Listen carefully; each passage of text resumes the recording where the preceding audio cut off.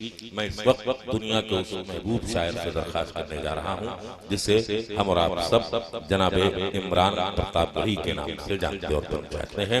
ये इमरान प्रताप दही का इस्तकबाल कीजिए। अस्सलाम वालेकुम। बहुत शुक्रिया कलीम भाई का, बहुत सही वक्त पर आवाज दी थी उन्होंने। जो बिखरे हुए लोग हैं उनसे गुजारिश कर रहा हूं जो स्क्रीन में देख रहे हैं, आप स्क्रीन के बजाय सीधे आकर सामने से देखें। सामने से मैं ज्यादा खूबसूरत लगता हूं, ऐसा आप मैंने सुना हुआ है। तो बेहतर होगा कि इधर आ जाएं आप लोग। उधर जो कुछ भटकती हुई आत्माएं हैं उनसे भी गुजारिश है कि दुकानें छोड़ करके थोड़ी देर करीब आ जाए। मैं कोशिश करूंगा कि आपने जो इंतजार के लम्हे गुजारे हैं उसे बेहतर बनाया जा सके। पहली बार इस इलाके में मेरा ख्याल है कि हाजिरी हुई है। बहुत पहले 6, 7, 8 साल पहले तिरवा किसी कवि सम्मेलन में आया था। उसके बाद बहुत लंबा अरसा बीत गया यहाँ तक पहुँचने में। जो भाईजान एक बार भी खड़े हुए हैं उनसे गुजारिश करूंगा कि वो अपनी जगह ले लें। और आइए, आप वहाँ दिक्कत हो रही है तो आइए स्टेज पे बैठ जाइए। मेरी वाला कुर्सी खाली हो गई है, मुझे थोड़ी देर माइक पे रहना है। बहुत खूबसूरत मुशायरा चल रहा है, जमील भाई बहुत अच्छा पढ़ के गए। मुसलसल कई रातों से थका हुआ आ रहा हूँ। अभी भी 11 बजे कानपुर पहुंचा, फिर किसी तरह यहाँ भाग के पहुंचा। तो बहुत लंबा सा सफर है। सड़क बहुत अच्छी है कानपुर से यहाँ तक की। सफर करो तो पता ही नहीं चलता कि आप सफर कर रहे हो या आखिरी सफर कर रहे हो। तो कुछ ऐसा ही सफर करके मैं भी आपके बीच में पहुंचा हूं। बहुत थका हुआ हूं, लेकिन थोड़ा सा आप दुआएं दे देंगे तो इंशाल्लाह कोशिश कर सकूंगा कि कुछ आपको थोड़ी देर बेहतर सुना सकूं। ये लाइट बंद ही रहने दीजिएगा। आइए 4 मिनटों से अपनी बात की शुरुआत करता हूं, वहां तक आपको पहुंचाने की कोशिश करता हूं जिन चीजों के लिए या तो बहुत बदनाम हूं या बहुत मशहूर हूं। कोशिश करता हूं एक बार आप सबकी दुआएं मिले। कभी ऐसा नहीं होगा, नहीं ऐसा नहीं होगा। मुद्दों से जहन भटकाने के लिए शिगुफे छोड़े जा रहे हैं देश में। मैं 4 मिसरे पढ़ता हूं साहब कि कभी ऐसा नहीं होगा,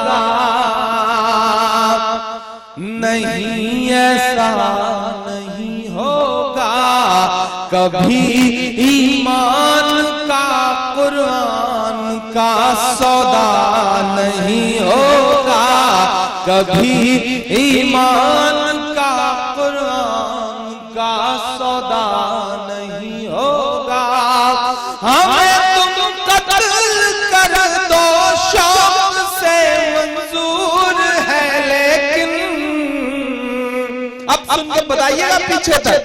हमें तुम कत्ल कर दो शौक से मंजूर है, लेकिन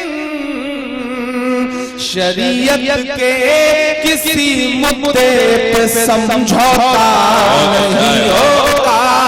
शरीयत के किसी मुद्दे पे समझौता नहीं होगा, नहीं ऐसा नहीं होगा,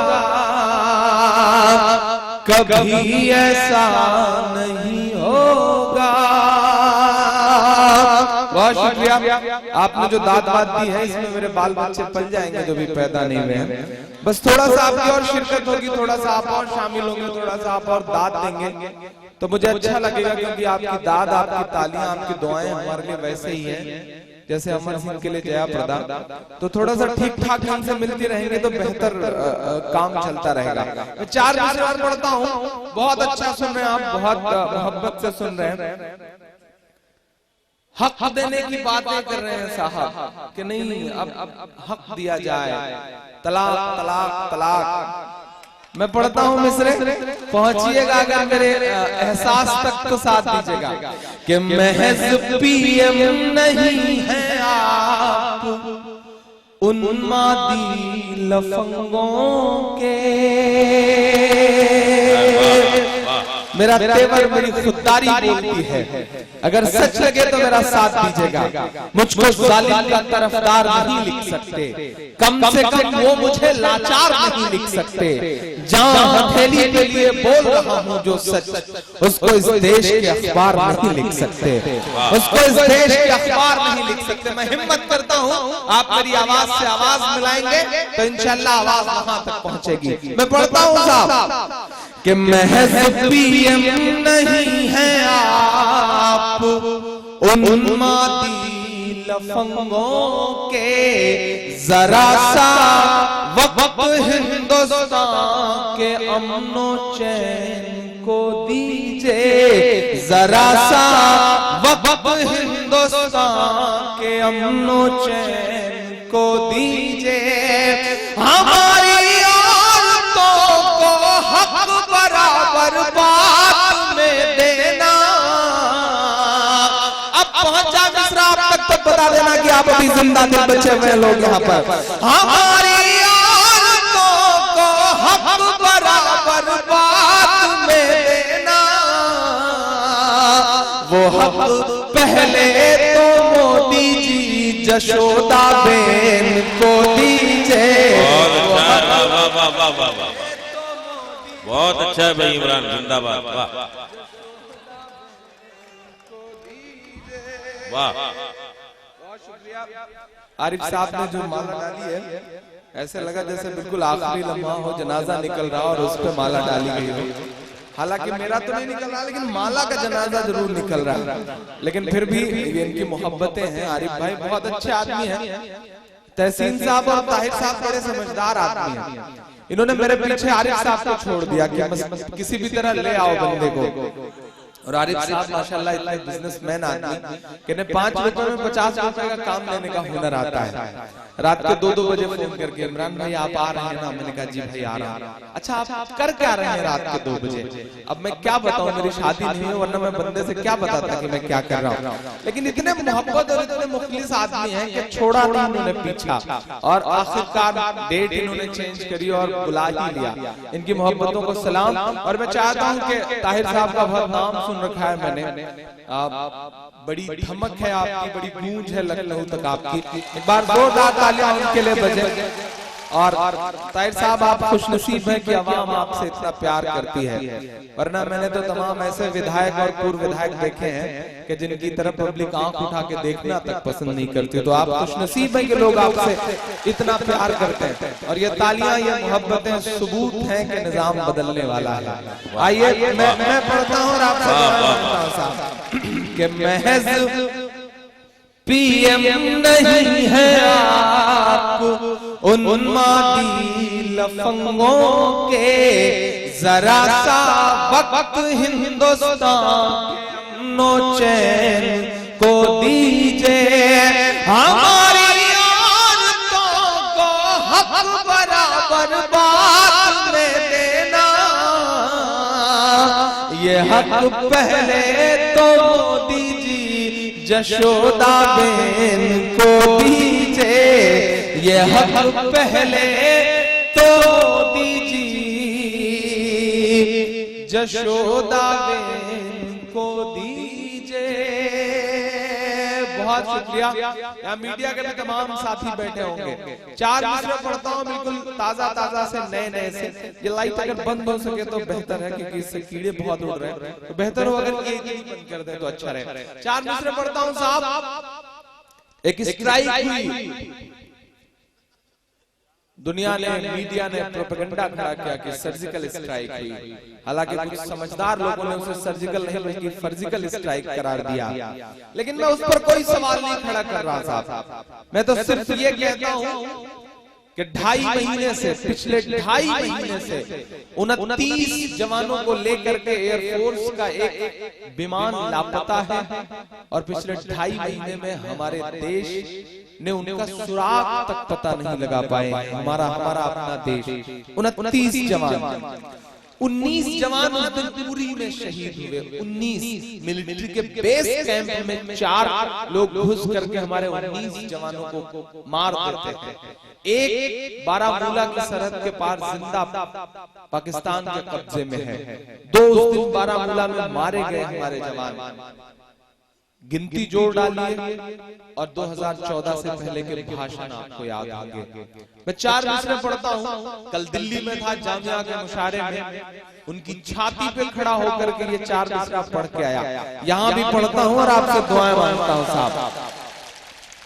कि सरहद पर दहशत गर्दों का कब्जा है,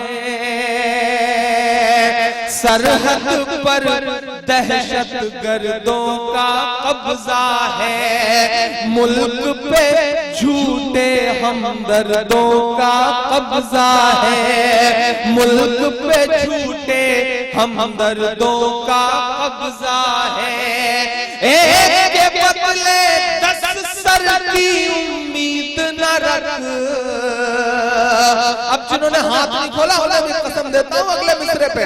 एक के बदले 10 सर की उम्मीद न रख, दिल्ली तुझ पर नामर्दों का कब्जा है, दिल्ली तुझ पर नामर्दों का कब्जा है, दिल्ली तुझ पर नामर्दों का कब्जा है। कि सूरज लहू लुहान पड़ा है चाहत का, साहब रोशनदान की बातें करते हैं, साहब रोशनदान की बातें करते हैं। एक कश्मीर संभाले नहीं संभलता है, एक कश्मीर संभाले नहीं संभलता है, और बलूचिस्तान की बातें करते हैं, और बलूचिस्तान की बातें करते हैं। 4 मिसरा पढ़ता हूँ साहब, एक सुझाव के तौर पर, एक सजेशन के तौर पर। कि नफरत वाले मजदूरों को भेजो ना, अगले काफिये की दाद चाहता हूँ कलीम भाई। कि नफरत वाले मजदूरों को भेजो ना, साध्वी प्राची सी हूरों को भेजो ना, साध्वी प्राची सी हूरों को भेजो ना। गाय के नाम पे जो आतंक मचाते हैं, मेरा सुझाव सही लगे तो समर्थन करिएगा, मुहर लगाइएगा मेरी बात पे। कि गाय के नाम पे जो आतंक मचाते हैं, सरहद पर उन लंगूरों को भेजो ना, सरहद पर उन लंगूरों को भेजो ना, सरहद पर उन लंगूरों को भेजो ना। बहुत शुक्रिया, बहुत अच्छा सुन रहे हैं आप। इस सिलसिले के आखिरी 4 मिसरे पढ़ के एक आधी नज़्म आपको सुनाता हूँ। कोशिश करता हूँ कि हक अदा कर सकूं अपने आने का और आपके इंतजार का। मैं 4 मिसरे और पढ़ता हूँ साहब, बहुत मोहब्बतों से, बहुत हिम्मत से, बड़े सलीके से। इस देश में ऐसे चंद ठेकेदार निकल आए हैं जो ये तय कर रहे हैं कि क्या होना है क्या नहीं होना है। सड़कों के नाम बदले जा रहे हैं, हमारे बुजुर्गों के नाम से मंसूब इमारतों के नाम बदले जा रहे हैं। औरंगजेब रोड का नाम बदल दिया गया दिल्ली में। चुप्पी रही, सब खामोश रहे। पिछले दिनों सदन में, देश की लोक राज्यसभा में ये आवाज उठाई गई कि अकबर रोड का नाम बदल दिया जाए। मैं पूरी जिम्मेदारी से एक बात कहता हूं और आपका जनरल नॉलेज बढ़ाता हूं कि आप जिन इमारतों के नाम बदल देना चाहते हैं, आप जिन स्मारकों के नाम बदल देना चाहते हैं, वो सैकड़ों साल की तामीर के बाद भी इस मुल्क में कितनी तरक्की में कितना बड़ा योगदान कर रहे हैं, कभी आप उस पर जिक्र क्यों नहीं करते? ताजमहल अपनी बनने के इतने 100 साल बाद भी हर साल 22.13 करोड़ रुपए का टिकट बिकता है और वो मुल्क की तरक्की में जाता है। 22 करोड़ ताजमहल हर साल दे रहा है। इस देश में हुमायूं का मकबरा देखने के लिए जो टिकट बिकता है वो 19.46 करोड़ रुपए का हर साल होता है और वो इस मुल्क की तरक्की में जाता है। कुतुब मीनार को देखने के लिए 13.26 करोड़ रुपए का टिकट बिकता है। और आप हमारी इमारतों के नाम बदल देना चाहते हैं, हमारे नामो निशान हटा देना चाहते हैं। मैं सिर्फ 4 मिसरे पढ़ता हूँ, मेरे एहसास तक पहुंचिएगा तो मेरे ज़मीर और मेरी खुददारी के लिए मेरा समर्थन करिएगा। जिन्होंने ये बात सदन में उठाई उनका नाम है सुब्रमण्यम स्वामी। उनका परिचय थोड़ा सा और है। उनका नाम है सुब्रमण्यम स्वामी, उनकी बेटी का नाम है सुभाषिनी और उनके दामाद का नाम है नदीम हैदर। अब इमरान मिस्र पढ़ता है साहब, कैसे कैसे 2 चेहरों वाले लोग हैं। घर में कुछ है, सदन में कुछ है, देश के सामने कुछ है। मैं उनसे कहना चाहता हूँ कि अपने सभी प्यादों का नाम बदल डालो, अपने सभी प्यादों के नाम बदल डालो, तारीखी यादों के नाम बदल डालो, तारीखी यादों के नाम बदल डालो। अकबर का नाम बदलने से पहले आपके मन की बात हो तो बताइएगा कि इमरान ने आपके दिल की बात को आवाज दे दी है कि अकबर का नाम बदलने से पहले अपने दामादों के नाम बदल डालो, अपने दामादों के नाम बदल डालो, तारीखी यादों के नाम बदल डालो। कैसा कैसा मंजर देख रही हैं हमारी आंखें साहब।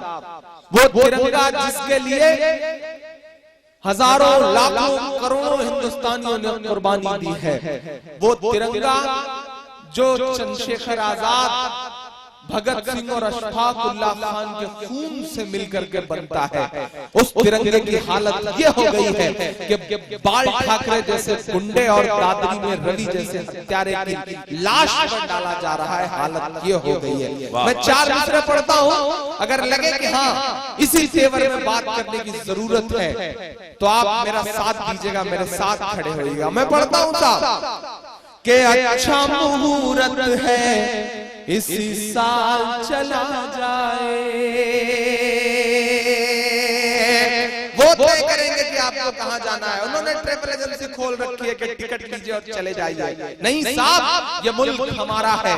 आप बाय डिफॉल्ट हिंदुस्तानी हैं, हम बाय चॉइस हिंदुस्तानी हैं। हमने चुना है हिंदुस्तान को। मैं मिसरे पढ़ता हूँ साहब कि अच्छा मुहूर्त है इसी साल चला जाए, लेकर के तंबू तिरपाल चला जाए, लेकर के तंबू तिरपाल चला जाए। जिसको तिरंगे की अजमत से प्यार नहीं, जिसको तिरंगे की अजमत से प्यार नहीं, भारत छोड़ के वो नेपाल चला जाए, भारत छोड़ के वो नेपाल चला जाए। अच्छा मुहूर्त है इसी साल चला जाए।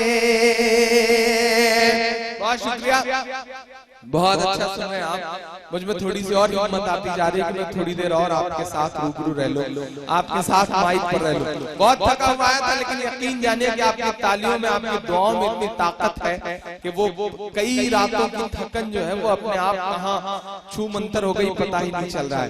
मैं 4 मिसरे और पढ़ता हूँ। ये जो सामने मेरे तमाम दोस्त बैठे हैं, इन्हीं जैसा मैं भी हुआ करता था, ऐसे जमीन में बैठ करके अपने बड़ों को सुना करता था, और आज अल्लाह ने वहां से यहाँ तक का सफर करवा दिया। ये मेरी खुशनसीबी है, और ये भी मेरी खुशनसीबी है कि मैं तो बहुत छोटा सा, मैं तो मुशायरे की दुनिया में आया था तो बिल्कुल शायरी और अदब की ABCD आज भी सीख ही रहा हूँ, बहुत ज्यादा नहीं जानता। लेकिन ये आपकी दुआओं का असर है कि पिछले साल महज 29 साल की उम्र में इस प्रदेश का जो सबसे बड़ा अवार्ड है यश भारती उत्तर प्रदेश की हुकूमत देती है, ये आपकी दुआओं के सदके में मिलता है, आपकी मोहब्बतें छीन लेती हैं अवार्ड।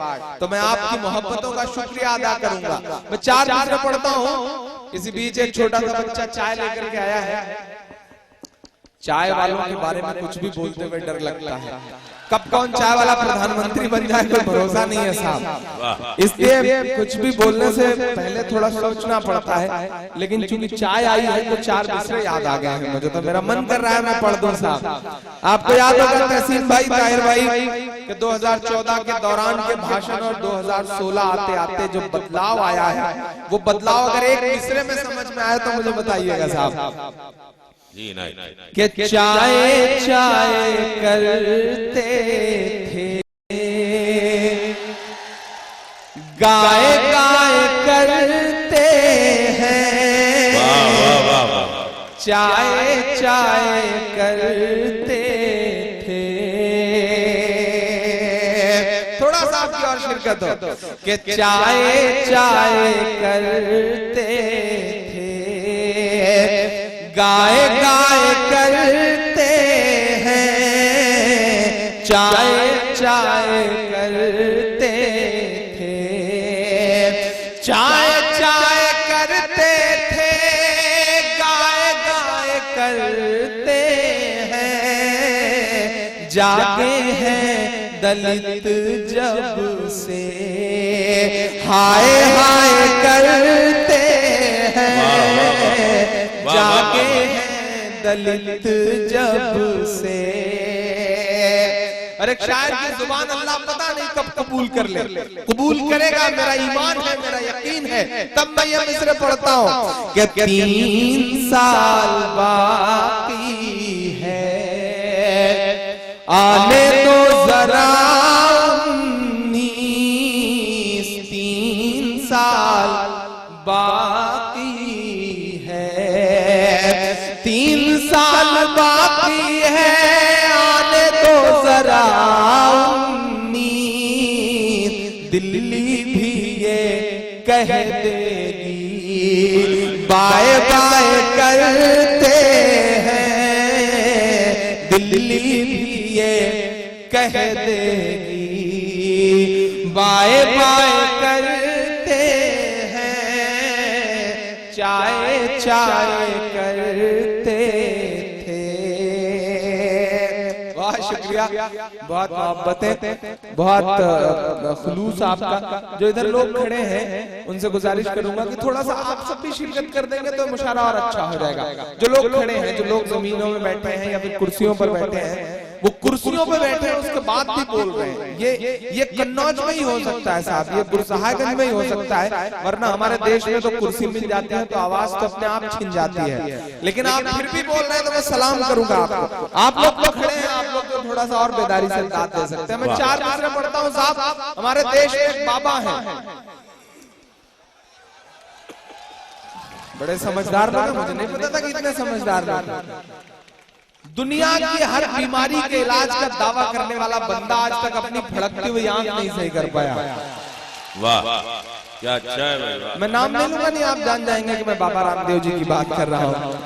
पिछले दिनों उन्होंने हरियाणा में प्रोग्राम में एक बयान दिया साहब कि मेरे कानून ने मेरा हाथ बांध रखा है, वरना जो जय नहीं बोलते उनकी गर्दनें काट देता मैं। उन्होंने बयान दिया तो उनके पड़ोस में खड़े हुए उनके पीए ने उनसे कहा कि बाबा गर्दनें काट दी जाएंगी तो ये जो अपना तेल और शैम्पू का बिजनेस है इसका क्या होगा। बात बाबा की समझ में आ गई, बाबा चुप हो गए। लेकिन बाबा चुप हुए, मेरी जिम्मेदारी वहीं से शुरू होती है। मैंने एक सवाल उछाला उनकी तरफ, अगर मेरा सवाल आपका सवाल लगे, इस देश की 30 करोड़ आवाम का सवाल लगे तो मेरा साथ दीजिएगा। मैं पढ़ता हूँ साहब। जो नफरत के सबब उठी थी वो ललकार किसकी थी। आरिफ साहब को चैन नहीं पड़ रहा है, सही जगह का पड़ोस तलाश रहे हैं साहब। वो वहां से उठ करके वहीं शिफ्ट हुए जहां उन्हें शिफ्ट होना चाहिए था। मैं पढ़ता हूँ साहब कि जो नफरत के सबब उठी थी वो ललकार किसकी थी।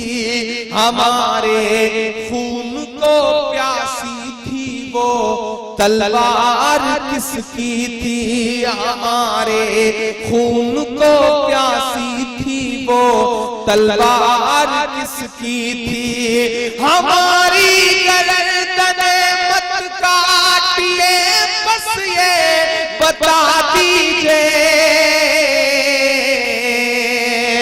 जरा सा झूम के शिरकत हो आप सबके। हमारी गर्दने मत काटिए बस ये बता दीजिए,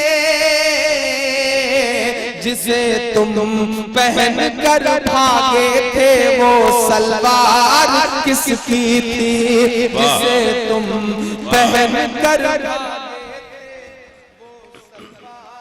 किसकी थी, जिसे तुम पहन कर भागे थे वो सलवार किसकी थी। जिस समता मूलक समाज का ख्वाब कभी देखा था डॉक्टर भीमराव अंबेडकर साहब ने, जिस समता मूलक या जिस बराबरी के समाज की बातें करता है हमारे देश का संविधान, वो तो नहीं दिखाई पड़ रहा है साहब ना। चंद ठेकेदार निकल आए जो तय कर रहे हैं कि क्या बोलना है, क्या पहनना है, क्या खाना है, कितना करना है। मैं 4 दूसरे पढ़ता हूँ, नहीं मानते हम आपकी ठेकेदारी, इनकार करते हैं हम आपकी ठेकेदारी से, नहीं मानते हैं। आप नहीं तय कर सकते हैं, जितना हक आपको है इस देश में उतना ही हक हमारे देश का संविधान हमें भी देता है। वो संविधान जो डॉक्टर भीमराव अंबेडकर ने बराबरी का ख्वाब देख के लिखा था। मैं 4 दूसरे पढ़ता हूँ साहब कि तुम्हारे पहले बोला है तुम्हारे बात बोलेंगे, तुम्हारे पहले बोला है तुम्हारे बात बोलेंगे, भगत अशफाक बन करके कभी आजाद बोलेंगे, भगत अशफाक बन करके कभी आजाद बोलेंगे। तुम्हें जय बोलना है मेरे भाई शौक से बोलो, मगर हम जय नहीं बोलेंगे जिंदाबाद बोलेंगे, मगर हम जय नहीं बोलेंगे जिंदाबाद बोलेंगे, भगत अशफाक बन करके कभी आजाद बोलेंगे। क्या पहनो क्या खाओ, हद तो ये होगा कलीम भाई कि वही तय करेंगे कि कितने करो। तब मैं पढ़ता हूं मिस्रे साहब कि तेरी मर्जी है जो चाहे तू मेरे यार पैदा कर, और आपको तो कोई रोक भी नहीं सकता साहब। अल्हम्दुलिल्लाह बड़ी एनर्जी वाले लोग हैं आप साहब। कि तेरी मर्जी है जो चाहे तू मेरे यार पैदा कर, भले ही चाय वाला या के चौकीदार पैदा कर, भले ही चाय वाला या के चौकीदार पैदा कर। तीसरा मिसरा ठग से लग जाए तो तमाम चेहरे आपकी आंखों में फ्लैश हो तब बता दीजिएगा मुहर लगा करके कि भले ही चाय वाला या के चौकीदार पैदा कर। बड़ी हैरत है वो खुद एक भी पैदा न कर पाए, बड़ी हैरत है वो खुद एक भी पैदा न कर पाए, जो हर भाषण में कहते हैं कि बच्चे 4 पैदा कर, जो हर भाषण में कहते हैं कि बच्चे 4 पैदा कर, भले ही चाय वाला या के चौकीदार पैदा कर।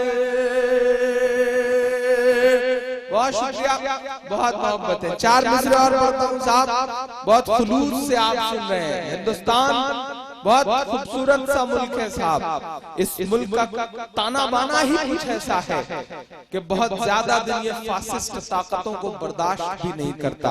मैं सलाम करूंगा इस मुल्क की मिट्टी को जिसने तमाम ऐसे बड़े सियासी चेहरों को वक्त वक्त पर यह बताया है कि नहीं साहब, सियासत कुर्सियों से परे भी कोई एक ताकत है जो तय करती है कि आने वाले वक्त में दुनिया में क्या होने जा रहा है या क्या होगा। कोई एक ताकत है ऊपर बैठी हुई जो तय करती है साहब। मैं 4 मिसरे पढ़ता हूँ, एक नाम गिनाता हूँ इस देश की सियासत में, अगर सच्चा लगे और अच्छा लगे तो मुझे सुन के बताइएगा। पढ़ता हूँ मैं साहब कि तेरी शोला बयानी से ज्यादा कौन समझेगा। तेरी शोला बयानी से ज्यादा कौन समझेगा, लहू का रंग पानी से ज्यादा कौन समझेगा, लहू का रंग पानी से ज्यादा कौन समझेगा। अजी कुदरत की लाठी में कहाँ आवाज होती है। तमाम बड़े बुजुर्ग बैठे हैं, खास तौर से उनकी दुआएं मांगता हूं मैं इन मिसरों पे। अजी कुदरत की लाठी में कहाँ आवाज होती है, ये बातें आडवाणी से ज्यादा कौन समझेगा। ये बातें आडवाणी से ज्यादा कौन समझेगा, लहू का रंग पानी से ज्यादा कौन समझेगा। हमारे देश का प्रधानमंत्री पाकिस्तान जाता है तो नवाज शरीफ साहब की मां के पैर छूता है। अच्छा लगता है कि वह हिंदुस्तानी तहजीब दुनिया के सामने रख रहे हैं। चाय का सिलसिला अगर थोड़ी देर बंद कर दिया जाए तो अच्छा रहेगा। मैं प्रतापगढ़ से आया हूँ और जब खुद भूखा हूँ तो किसी को खाते पीते नहीं देख सकता, तो इसलिए बेहतर है कि यह सिलसिला थोड़ी देर के लिए रोक दिया जाए। पाकिस्तान जाते हैं तो नवाज शरीफ साहब की मां के पैर छूते हैं। अच्छा लगता है कि वो हिंदुस्तानी तहजीब दुनिया के सामने रख रहे हैं। वो अमेरिका जाते हैं तो फेसबुक के ऑफिस में जाकर के कैमरे के सामने अपनी मां को याद करके रोते हैं। तब भी अच्छा लगता है कि ये हिंदुस्तानी तहजीब दुनिया के सामने रख रहे हैं।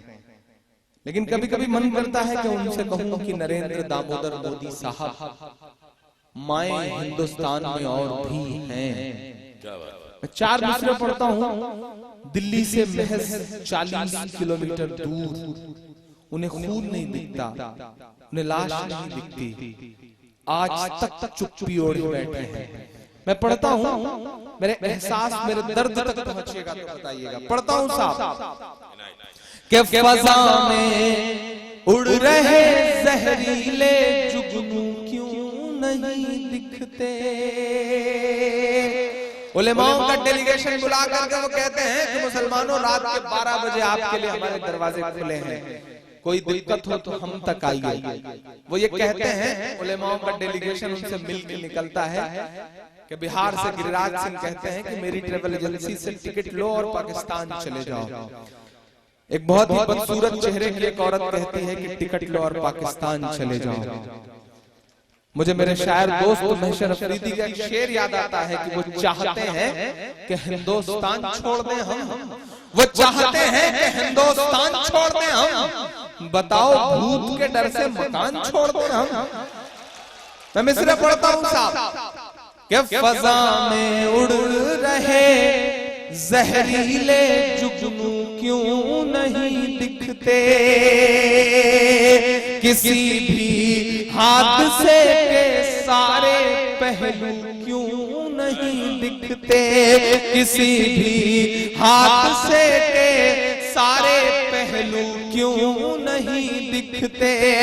जो को याद कर परदेस में आंसू बहाता है, जो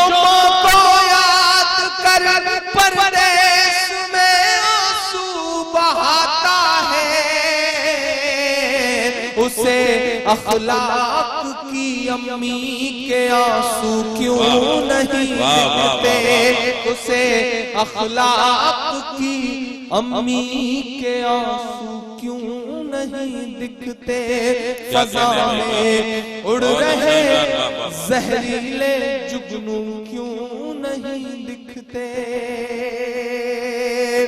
मैं आखिरी इस सिलसिले के 4 दूसरे पढ़ता हूँ, फिर एक नज़्म सुनाता हूँ साहब। एक अभियान शुरू किया गया, ताहिर भाई, झाड़ू उठाई गई, कैमरे बुलवाए गए, फिर दूसरे दिन अखबारों में बड़ी बड़ी खबरें छपी, स्वच्छ भारत अभियान। ठीक है साहब, ये कैमरे के सामने कितनी बड़ी बड़ी नौटंकियां कर ली जाए, नाटक कर लिए जाए, लेकिन कुछ दर्द है जो दर्द है, और वो वक्त पर उनमें जब जब टीस उठेगी वो दर्द बयान भी किए जाएंगे, गाए भी जाएंगे। मैं पढ़ता हूँ साहब कि किसी भी मौलवी से या के साधु से न छूटेगा, मदारी के किसी करतब से जादू से न छूटेगा, मदारी के किसी करतब से जादू से न छूटेगा। सफाई कर रहे हो तो जरा दामन की भी कर लो, जरा सा और जोश से सुनेंगे तो मुझे हिम्मत मिलेगी। मैं बहुत बड़े कलेजे का काम कर रहा हूँ, इस दौर में इतना खुला सच बोलना यकीनन बहुत मुश्किल है। हुकूमत बदली, निजाम बदला तो ये कहा गया कि इमरान साहब लहजा नरम कर लो, ये कहा गया कि अपने तेवर ढीले कर लो, अवार्ड मिला तो ये कहा गया कि बाप के कंधों पे यश भारती जैसे अवार्ड का बोझ है, अब तो और अपना लहजा नरम कर लो। तब मैंने आपकी दुआओं के भरोसे कहा था कि जो कहते हैं इस आंधी में परना तोला जाएगा, जो कहते हैं इस आंधी में परना तोला जाएगा, जो इस बात पे खुश है हमसे लब ना खोला जाएगा, उनसे कहो हम तूफानों से डरने वाले लोग नहीं, कातिल को मरते दम तक कातिल ही बोला जाएगा, कातिल को मरते दम तक कातिल ही बोला जाएगा। मैं मिसरा पढ़ता हूँ, अगर सच्चे लगे तो मेरा साथ दीजिएगा। मदारी के किसी करतब से जादू से न छूटेगा, सफाई कर रहे हो तो जरा दामन की भी कर लो, हमारे खून का धब्बा है झाड़ू से न छूटेगा, हमारे खून का धब्बा है झाड़ू से न छूटेगा, के किसी करतब से जादू से न छूटेगा। बहुत शुक्रिया। एक बिल्कुल नई सी नज्म आपको सुनाता हूँ, कल ही कही ये नज्म। एक नज्म सुनाता हूँ, तमाम जिम्मेदारान लोग, तमाम अहम लोग, कानपुर के इर्द गिर्द का जो पूरा इलाका है उससे कुछ चुनिंदा लोग यहाँ बैठे हैं। ये सब तो बदमाशी थी, आपको जोड़ने की कोशिशें भर थी। एक जिम्मेदारी भरी नज्म आपको सुनाना चाहता हूँ। दिल्ली से लौटा हूँ, दिल्ली में एक यूनिवर्सिटी है जामिया, एक यूनिवर्सिटी है जेएनयू, दिल्ली से 200 किलोमीटर दूर एक यूनिवर्सिटी है एएमयू।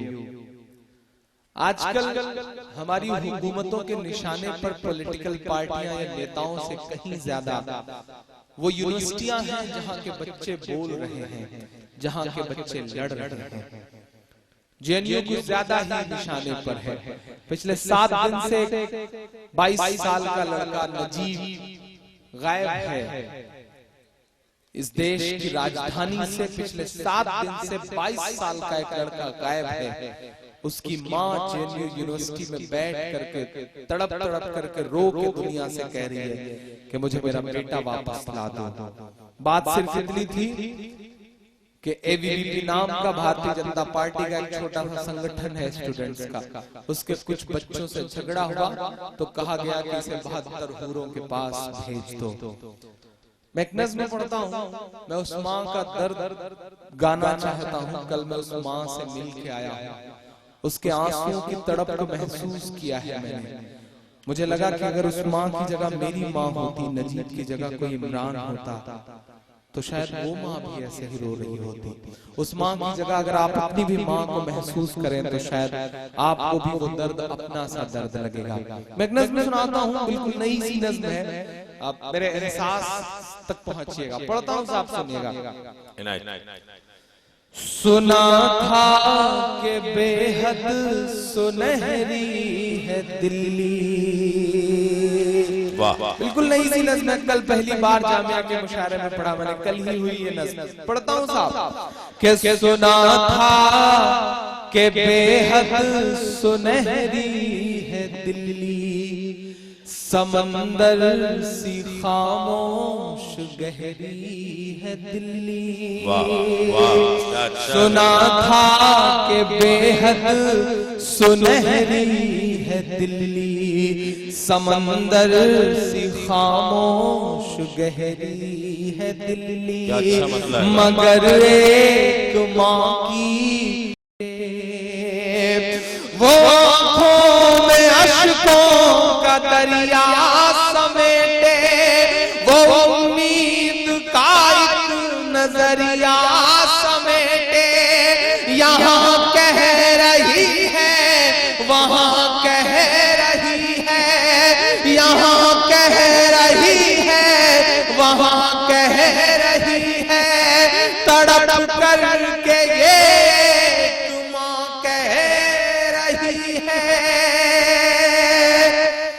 नहीं पूछता है कोई हाल मेरा, कोई ला के दे दे मुझे लाल मेरा। बहुत अच्छा है भाई, वाह वाह वाह वाह वाह। नहीं पूछता है कोई हाल मेरा, कोई ला के दे दे मुझे लाल मेरा।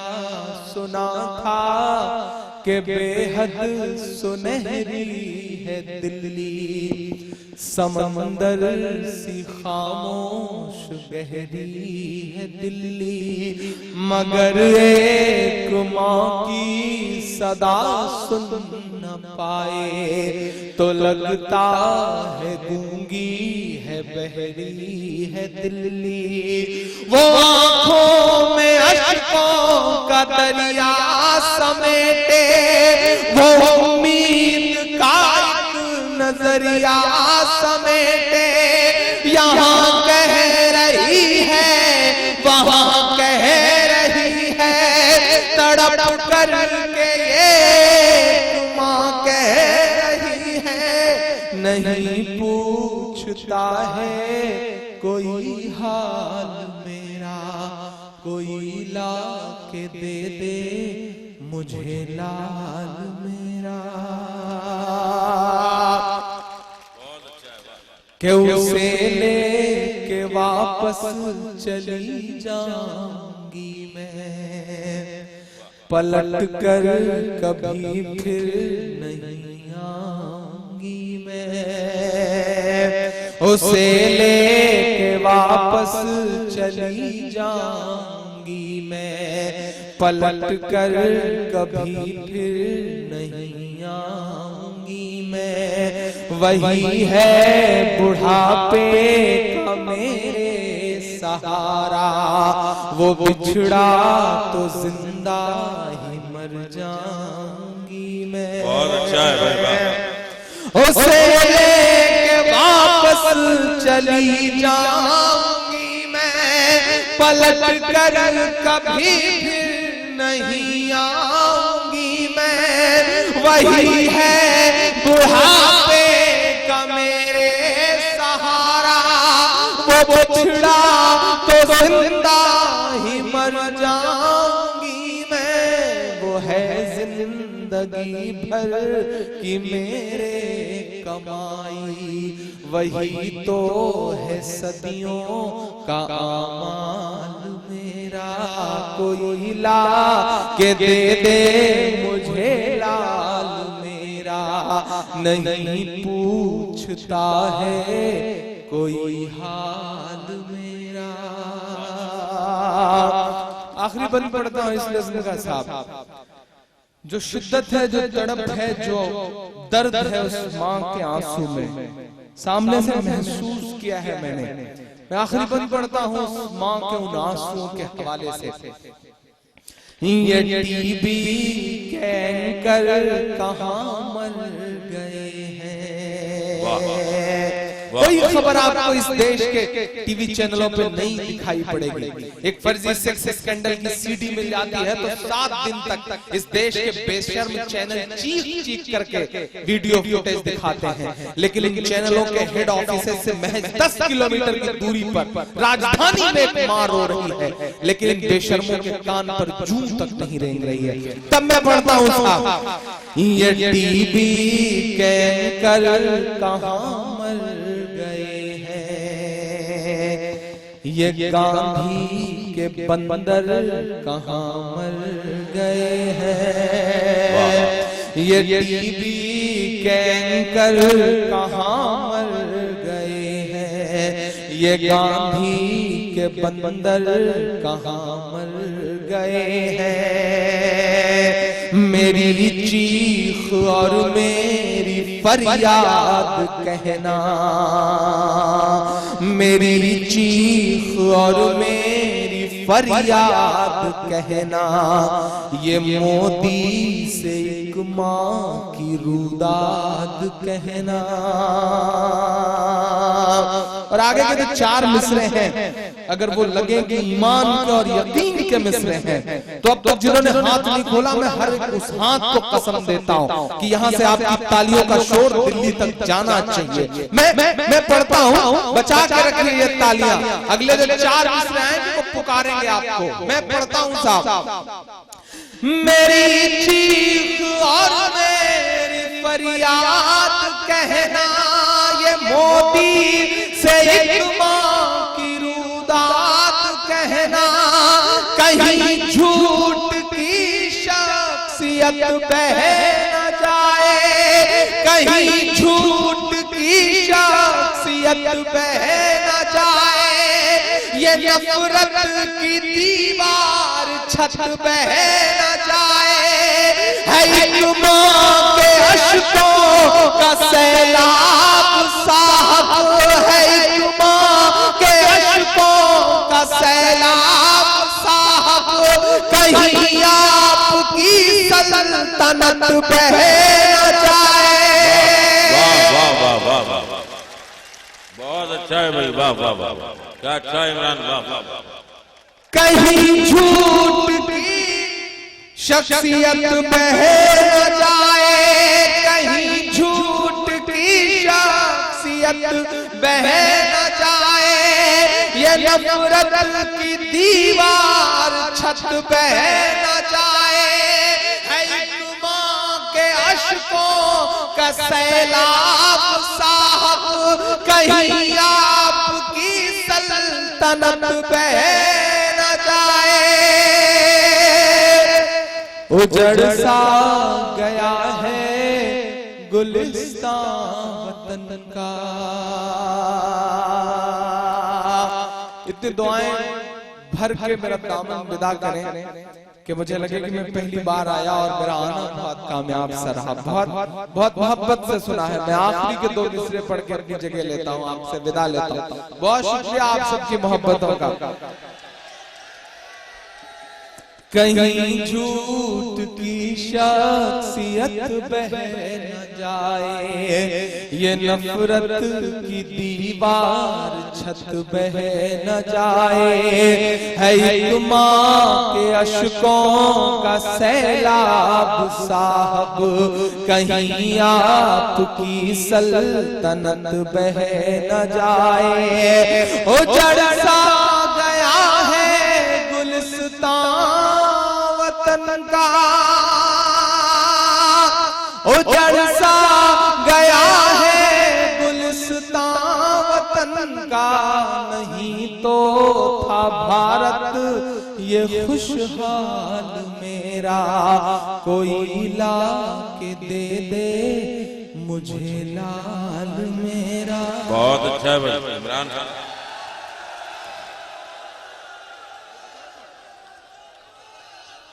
अच्छा अभी आप सुनने के मूड में बचे हुए हैं क्या?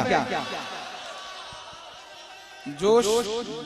अच्छा 5 बजे तक सामने से भाई साहब कह रहे हैं 5 बजे तक, लेकिन अब बीच में जो एक दो लोग उठ रहे हैं मैं उनसे गुजारिश करूंगा कि उन्हें अपनी जगहों पे बिठा लें।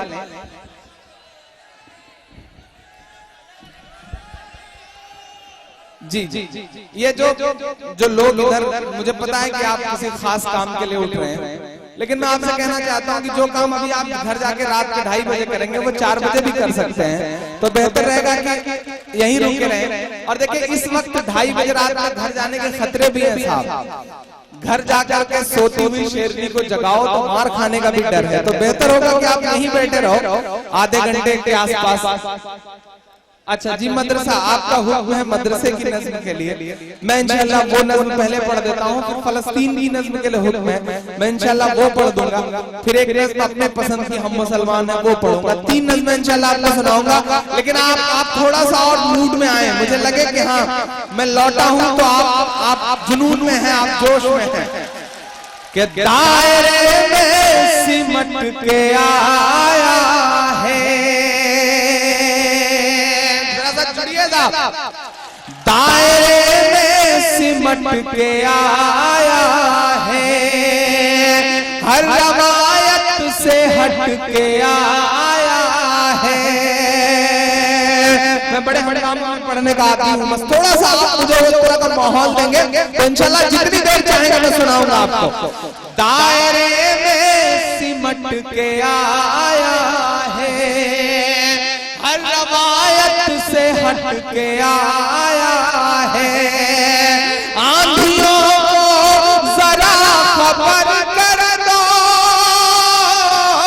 आंधियों को जरा खबर कर दो, शेर वापस पलट के आया है, शेर वापस पलट के आया है। बहुत अच्छा सुन रहे हैं आप साहब। वही कठेरिया जी आपका स्वागत कर रहे हैं, RS कठेरिया, आदरणीय कठेरिया जी का बहुत शुक्रिया। एक बड़ी बदमाशी भरी नज़्म सुनाता हूँ, वो हिंदी में जुमला है, जुमला इसलिए बोलता हूँ, मैं बार बार जुमला इसलिए बोलता हूँ क्योंकि मैं अपने प्रधानमंत्री जी से बड़ा प्यार करता हूँ, वो बहुत जुमले बोलते हैं इसलिए मुझे भी बोलना पड़ता है साहब। एक जुमला है साहब कि क्षमा बड़न को चाहिए छोटन को उत्पात। कठेरिया जी समझते होंगे शब्द के मायने, जो छोटे हैं उन्हें उत्पात मचाने का हक है, तो मुझे भी हक है, इसलिए मैं थोड़ा सा मचा रहा हूँ। मैं एक नज़्म पढ़ता हूँ, समझिएगा पहुंचिएगा। कि हाथों की सफाई छुपाता है, वो काली कमाई छुपाता है, दावा है मसीहाई का मगर खुद अपनी लुगाई छुपाता है। इधर के लोगों से शिकायत है, थोड़ा सा आप सब भी जुड़े, मैं मेहनत कर रहा हूँ तो आप भी मेहनत में शरीक हो। के हाथों की सफाई छुपाता है, वो काली कमाई छुपाता है, दावा है मसीहाई का मगर, मैंने बिल्कुल नाम नहीं लिया, देखिए आप कितने समझदार लोग हैं, वहीं पहुंचे जहां पहुंचना था आपको। कि दावा है मसीहाई का मगर खुद अपनी लुगाई छुपाता है, मीडिया ने जो गढ़ रखा है उस झूठी शान का क्या होगा। अगला मिसरा बिल्कुल सच्चा सा है साहब, और हिंदुस्तान में शायद आपकी दुआओं के भरोसे इमरान ही कहने की हिम्मत रखता है। अगर लगे कि इमरान को आपने ये हिम्मत दी है तो उस हिम्मत में आपकी दुआएं शामिल है, उसके लिए मेरा साथ दीजिएगा। कि मीडिया ने जो गढ़ रखा है, मीडिया ने जो गढ़ रखा है उस झूठी शान का क्या होगा। जो पूरी का ना हुआ भला वो हिंदुस्तान का क्या होगा, वो हिंदुस्तान का क्या होगा, वो हिंदुस्तान का क्या होगा। के हाथों की सफाई छुपाता है, वो काली कमाई छुपाता है, दावा है मसीहाई। हाँ हाँ हाँ पढ़ देंगे आप। अच्छा नीचे बैठे हुए लोग भी कलीम भाई ऐसा है जैसे खुद को जिल्ला इलाही समझते हैं और माइक पर खड़े हुए को अनारकली। उन्हें लगता है कि बस बंदे को सीधे सीधे नीचे से हुक्म दिया जाए और तुरंत वो फरमाइशी फिल्मी नगना शुरू कर दे। मेरे भाई सब्र रखिए, इंशाल्लाह मैं तो ऐसा शायर हूँ कि मैं 10, 5 और 15, 20 मिनट में रिस्क हलाल करके जाने वालों में से नहीं हूँ। आप घंटे भर पढ़वाएं, 2 घंटे पढ़वाएं, 3 घंटे पढ़वाएं, अल्लाह ने इतनी ताकत दे रखी है कि इंशाल्लाह उतनी देर पढ़ूंगा। लेकिन आप पढ़वा के दिखाएं। पढ़वाना तो आप ही को पड़ेगा। मैं पढ़ने से भाग नहीं रहा, मैं मेहनत करने से नहीं भाग रहा। मेरा भी अपना मानना है कि जब ठीक ठाक पेमेंट लिया जाए तो ठीक ठाक पढ़ा जाए, जितना लिया जाए उसका 4 गुना पढ़ा जाए, नया पढ़ा जाए, ताकि जो पेमेंट लेके जाओ वो हलाल का लगे। तो मैं कोशिश कर रहा हूँ कि रिस्क हलाल करूं, लेकिन थोड़ा सा आप सब शिरकत करेंगे तो अच्छा लगेगा। जो बीच बीच में कभी कभी एक आध दोस्त उठते हैं, मैं उनसे गुजारिश कर रहा हूँ कि बिना वक्त के उठना अच्छा नहीं होता। मतलब असमय उठ जाना नहीं, मुझे भी लगी हुई है। आप भी रोक के बैठे, मैं रोक के पढ़ रहा हूँ तो आप रोक के बैठ नहीं सकते क्या साहब? ये मुशारा एक प्रोसेस का नाम है। देखिए आप नीचे बैठे हैं हमसे 2 फीट, 2.5 फीट, 3 फीट, तो इसका ये मतलब नहीं कि आपकी जिम्मेदारियां कम हो जाती हैं। डॉक्टर कुंवर बेचैन कभी एक शेर कहते हैं, हिंदी के बहुत बड़े कवि हैं वो एक शेर कहते हैं कि सारी धरा भी साथ दे तो और बात है। धरा का मतलब जमीन, सारी धरा भी साथ दे तो और बात है, पर तू जरा भी साथ दे तो और बात है। चलने को एक पांव से भी चल रहे हैं लोग, पर दूसरा भी साथ दे तो और बात है। वाह। आप दूसरा पांव है। मुशारा 2 हिस्सों में बटा होता है, एक हिस्सा इस तरफ होता है, एक हिस्सा उस तरफ। दुनिया ये समझती है कि जो डाइस पर बैठे लोग हैं वो बड़े जिम्मेदार लोग हैं, बड़े अहम लोग हैं, बड़े इंटेलेक्चुअल लोग हैं, लेकिन मैं इसके बिल्कुल उलट मानता हूँ। मेरा अपना मानता है ये जो 2 हिस्से हैं बिल्कुल तराजू की तरह हैं। जो 2.5 फीट 3 फीट नीचे बैठे हैं लोग, वो अपने आप को कमतर न माने। मेरा अपना मानना है कि तराजू का वही पलड़ा झुका होता है जो ज्यादा वजनदार होता है। आप ज्यादा वजनदार लोग हैं इसलिए आप नीचे बैठे हैं, हम तो हल्के फुल्के लोग हैं जो ऊपर बैठे हैं साहब। अब इससे ज्यादा मैं आपकी तारीफ कर भी नहीं सकता हूँ। अगर इस पे भी आप ताली नहीं बजाएंगे तो मुझे लगेगा कि अब क्या करूंगा। मैं कोशिश करता हूँ, आप बहुत अच्छा सुन रहे हैं कि हाथों की सफाई छुपाता है।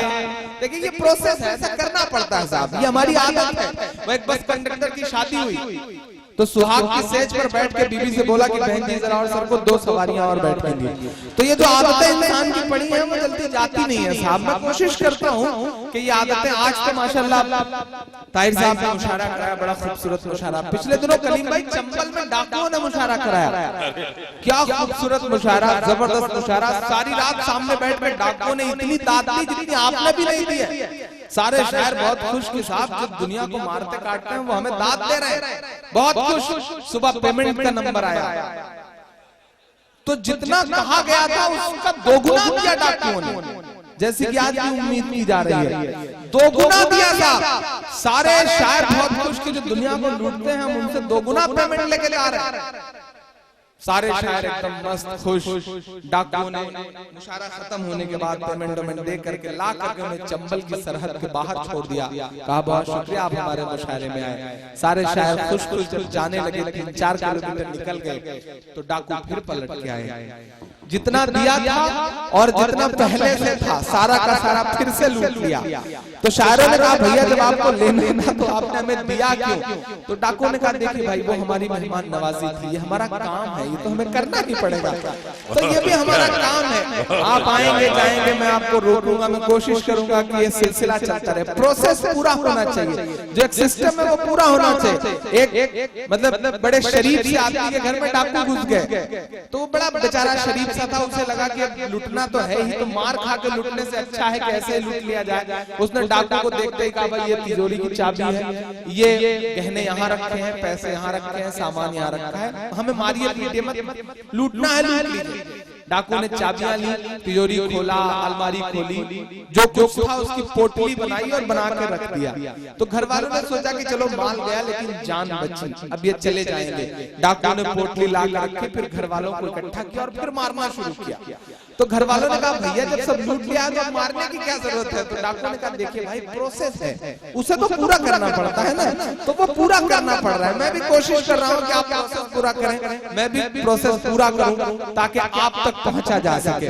आप बहुत अच्छे लोग हैं, मुशायरा मेरे लिए कोई पेशा नहीं है, मुशायरा मेरे लिए मिशन है, लोगों को जगाने का, बेदार करने का, आपके मुद्दों पर आवाज उठाने का। मुशायरा मेरे लिए इस कोशिश का नाम है।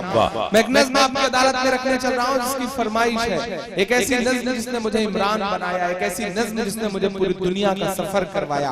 मैं इलाहाबाद विश्वविद्यालय में हिंदी साहित्य का विद्यार्थी हूँ, हिंदी लिटरेचर पढ़ता हूँ। मेरा मदरसों में पढ़ाई का कोई सिलसिला नहीं रहा। मैंने बड़े बुजुर्गों के कदमों में कभी बैठ करके लम्हा दो लम्हा जो कुछ देखा, जो महसूस किया, उसे बहुत आसान सी जुबान में दुनिया के सामने रख दिया। और उस नज़्म ने इतनी मकबूलियत दी कलीम भाई कि मैं ट्रेनों में सफर करता रहता हूँ तो लोग MP3 में मुझे को मेरी नज़्म सुनवा के कहते हैं कि अगर शायरी का शौक है तो कभी इसको सुनना, साला बहुत अच्छा पड़ता है। उन लोगों में लगता है कि अल्लाह ने कैसी गुमनाम सी शोहरत दी है, ये उसकी नवाजिशें हैं, उसका करम है। एक नज़्म मैं आपकी अदालत में रख रहा हूँ, लेकिन इस नज़्म को पूरी दुनिया ने मुझे पलकों पे बिठा के सुना है। यहाँ भीड़ तादाद में कम है, लेकिन मैं जानता हूँ कि ये कन्नौज है साहब। आप ऐसे शहर के रहने वाले हैं कि आप जिसे छू लेते हैं उसे खुशबू से मुअत्तर कर देते हैं, तो आपकी तासीर बहुत बड़ी है। तो आपकी दुआएं भी अपने आप में बहुत मायने रखती हैं। थोड़ा सा आप सबकी शिरकत हो। मैं पढ़ता हूँ नज़्म साहब के मिला हमेशा चाहत का पैगाम मदरसों से। मैं जिस जिले से आता हूँ उसके पड़ोस में, और आप जिस जिले में हैं उसके भी पड़ोस में एक पगलाए हुए शख्स रहते हैं साहब। उनका काम ही है उल्टी करना हर दिन। वो उल्टी इसलिए करते हैं ताकि अखबारों की सुर्खियां बन सके, चैनलों का हिस्सा बन सके।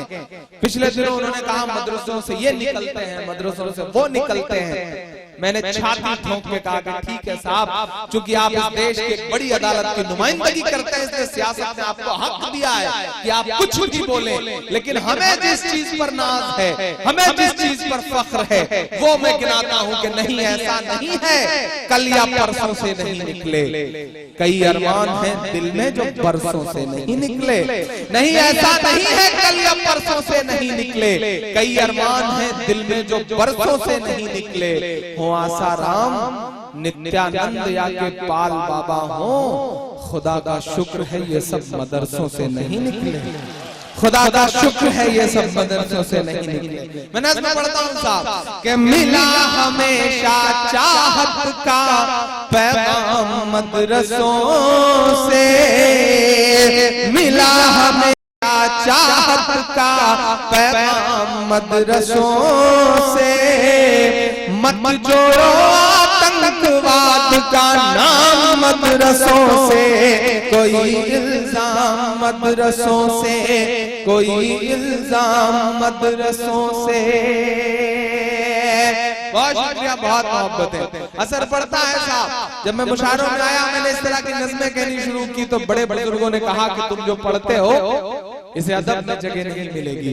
तुम जो पढ़ते हो तुम्हारे मरने के बाद किताबों में नहीं पढ़ाया जाएगा। तब मैंने आपकी मोहब्बतों के भरोसे ये बात उस वक्त कही थी कि मैं जानता हूं कि मैं मरने के बाद किताबों में नहीं पढ़ाया जाऊंगा। मैं ये भी जानता हूं कि मुझे शायद मरने के बाद अदब में जगह ना मिले, लेकिन मैं ये भी जानता हूं कि इंशाअल्लाह मैं जीते जी इंकलाब जरूर पैदा कर जाऊंगा। मैं उस कोशिश के साथ आपके सामने खड़ा हूं। मैं पढ़ता हूं साहब, मत जोड़ो आतंकवाद का नाम मदरसों से, कोई इल्जाम मदरसों से। यहाँ कुराने पाक की हर लम्हा है तिलावत होती। आपका मिसरा है साहब ये कि यहाँ कुराने पाक की हर लम्हा है तिलावत होती। जर्रे जर्रे में हमदर्दी और मोहब्बत होती, और मोहब्बत होती। कभी नहीं हो सकता कत्ले आम मदरसों से। मत जोड़ो आतंकवाद का नाम मदरसों से कोई इल्जाम, मदरसों से कोई इल्जाम, मदरसों से। एक बंद पढ़ता हूँ साहब, 1857 की जंग से लेकर के आजादी के 1947 तक इमरान के ये मिसरे कि दिल्ली बता धोखा तुझे कब हमने दिया है, दिल्ली बता धोखा तुझे कब हमने दिया है, इतराने के लायक जो है सब हमने दिया है, इतराने के लायक जो है सब हमने दिया है। और हिंसा का जो इल्जाम लगाते हैं वो सुन ले, गांधी को महात्मा का लक़ब हमने दिया है, गांधी को महात्मा का लक़ब हमने दिया है। मेरे सामने बहुत जिम्मेदार लोग बैठे हैं, मैं आपसे बात कहना चाहता हूं कि नेपोलियन ने कभी कहा था कि झूठ तब तक बोलो जब तक सच ना मान लिया जाए। आपकी मुखालफत करने वाले लोगों ने इस जुमले को अपने अंदर उतार लिया। पिछले 15 साल में उन्होंने इतनी बार ये सच बोला कि इस देश की मीडिया ने भी मान लिया, इस देश के सिस्टम ने भी मान लिया कि मदरसों में कुछ गलत सलत पढ़ाया जाता है। मैं बहुत आसान सी जुबान में बता रहा हूँ कि जंग आजादी से लेकर के अब तक इस मुल्क में मदरसों का किरदार क्या रहा है। मैं पढ़ता हूँ और आपसे दुआएं मांगता हूँ साहब। मत जोड़ो आतंकवाद का नाम मदरसों से, चाहे शेखुल हिंद हो या फजले हक खैराबादी, चाहे शेखुल हिंद हो या फजले हक खैराबादी, जंगे आजादी में सबने अपनी जान लड़ा दी, अपनी जान लड़ा दी। साक्षी महाराज जी, मिला तुम्हें आजादी का इनाम मदरसों से, मत जोड़ो आतंकवाद का नाम मदरसों से, कोई इल्जाम मदरसों से। मेरे मीडिया के साथी मेरी इस बात को नोट करें। इस देश का मिसाइल मैन अपनी 5वीं तक की तालीम चेन्नई के एक मस्जिद के बरामदे में बैठ के पूरी करता है और बाद में इस देश को परमाणु संपन्न बनाता है। और आप कहते हैं कि मदरसे टेररिज्म का अड्डा है साहब। मैं बंद पढ़ता हूँ कि बड़ी जरूरत देश को जब जब किया कमाल इन्हीं ने,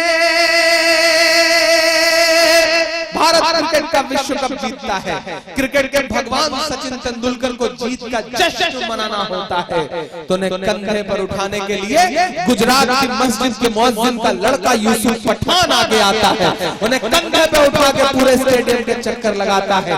ये कुव्वत, ये ताकत मस्जिद और मदरसों के उन छोटे छोटे दानों में है जो हमारे आपके चंदों से आते हैं, किसी सरकारी मदद से नहीं आते साहब। मैं पढ़ता हूँ कि बड़ी जरूरत देश को जब जब किया कमाल इन्हीं ने, देश को एक से एक बढ़ के दिया है लाल इन्हीं ने, दिया है लाल इन्हीं ने। 3 राष्ट्रपतियों के नाम गिना रहा हूँ मेरी नई नस्लों। अब कोई अंडरस्टैंड बके तो ये तीनों नाम फेंक के मार देना उनके मुंह पर कि सुनो कि निकले जाकिर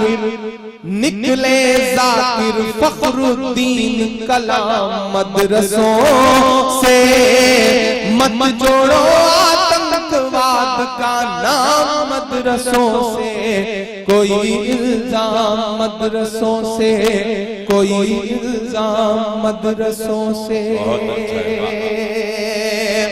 यकीनन ये मुश्किल दौर है, यकीनन ये देश के लिए बुरा दौर है। मैं पूरी जिम्मेदारी से कह रहा हूँ, राम का मंदिर बनाने वाले लोग नाथू राम का मंदिर बनाने की मुहिम में लगे हुए हैं। यकीनन ये देश के लिए बुरा दौर है, लेकिन ऐ ईमान वालों, अल्लाह ने कह रखा है कि मायूसी कुफ्र है। बोलना तो पड़ेगा, आवाज से आवाज तो मिलानी पड़ेगी। जो वक्त को नहीं समझते वक्त उनसे बहुत बुरा इम्तिहान लेता है।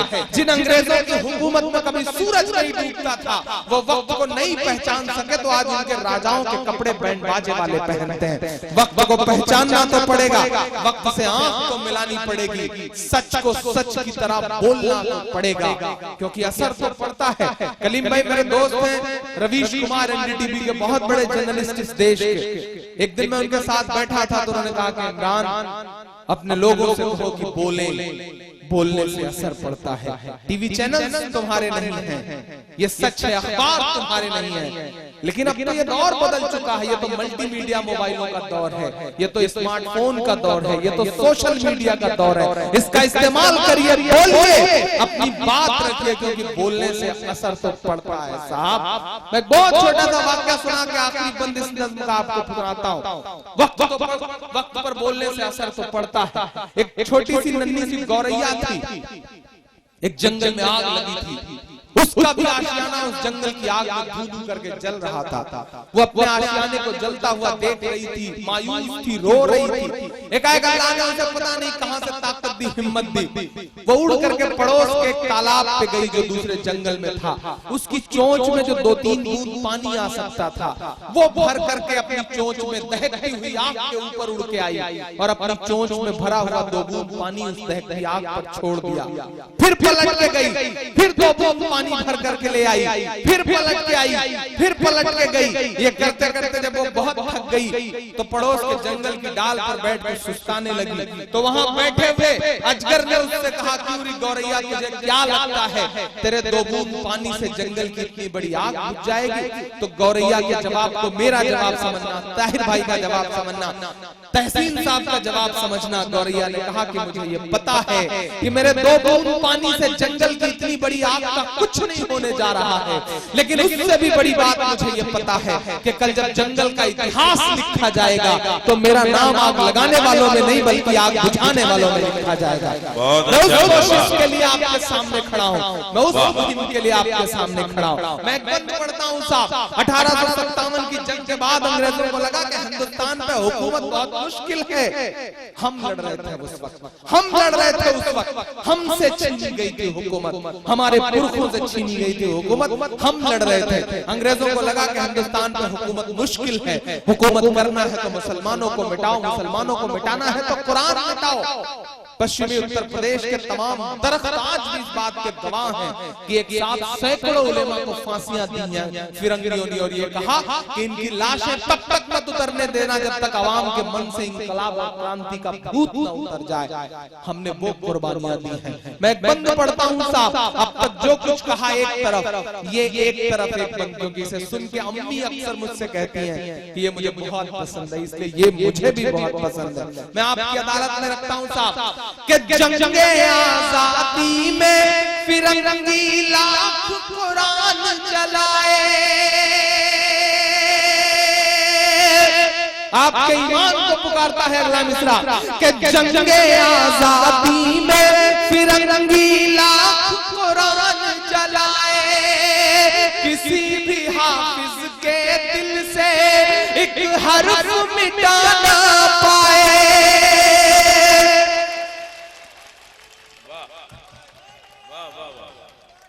जंगे आजादी में फिरंगी लाख कुरान चलाए, किसी भी हाफिज के दिल से एक हर्फ मिटा ना पाए, एक हर्फ मिटा ना पाए। लिया है अल्लाह ने ऐसा भी काम मदरसों से, मत जोड़ो आतंकवाद का नाम मदरसों से, कोई इल्जाम मदरसों से, कोई इल्जाम मदरसों से। आखिरी बंद पढ़ता हूँ इस नज़्म का साहब, और सबको शरीक करना चाहता हूँ। अगली सफों में तमाम ऐसे भी अहम लोग बैठे हैं जो बड़े जिम्मेदार लोग हैं, बड़े लोग हैं, खुद कोई काम नहीं करते, वो घरों पर भी काम करने के लिए उन्होंने नौकर रखे हुए हैं। यहाँ भी दाद नहीं दे रहे हैं, हो सकता है उन्होंने नौकर रखे हो दाद देने के लिए भी, उनकी जगह पे कोई और दाद दे रहा हो। लेकिन गुजारिश करता हूँ कि थोड़ा सा आप सब भी जुड़े। वह एक मुशायरे में शायर ने बहुत लंबी सी गजल छेड़ दी, कलीम भाई, गजल इतनी लंबी थी कि सामने बैठा हुआ शहर का एक ठीक ठाक आदमी सदमे में मर गया। जब मर गया तो पुलिस मौजूद थी, शायर साहब गिरफ्तार हुए, जेल गए, मुकदमा चला, ट्रायल में आई बात, ट्रायल में साबित हो गया कि इसी शायर की गजल से ही शहर के ठीक ठाक आदमी की मौत हुई है। जज साहब ने कहा, शायर साहब आपने शहर के एक ठीक ठाक आदमी का कत्ल किया है, आपकी गजल से शहर का एक आदमी सदमे में मरा है, आपकी सजा तो बनती है और सजा यह है कि आपको सजाए मौत दी जाए, कोई आखिरी ख्वाहिश हो तो बता दीजिए। तो शायर साहब ने कहा कि जज साहब जो गजल मैंने वहां सुनाई थी वही मैं यहाँ भी सुनाना चाहता हूँ, तो मुझे ऐसी कोई गजल ना सुनानी पड़े, इसलिए सारे लोग इस आखिरी बंद में शरीक हो जाए तो अच्छा रहेगा। मैं आखिरी बंद पढ़ता हूँ इस नज़्म का साफ। सिस्टम कहता है हथियार मिलता है, सिस्टम कहता है कि ट्रेनिंग दी जाती है।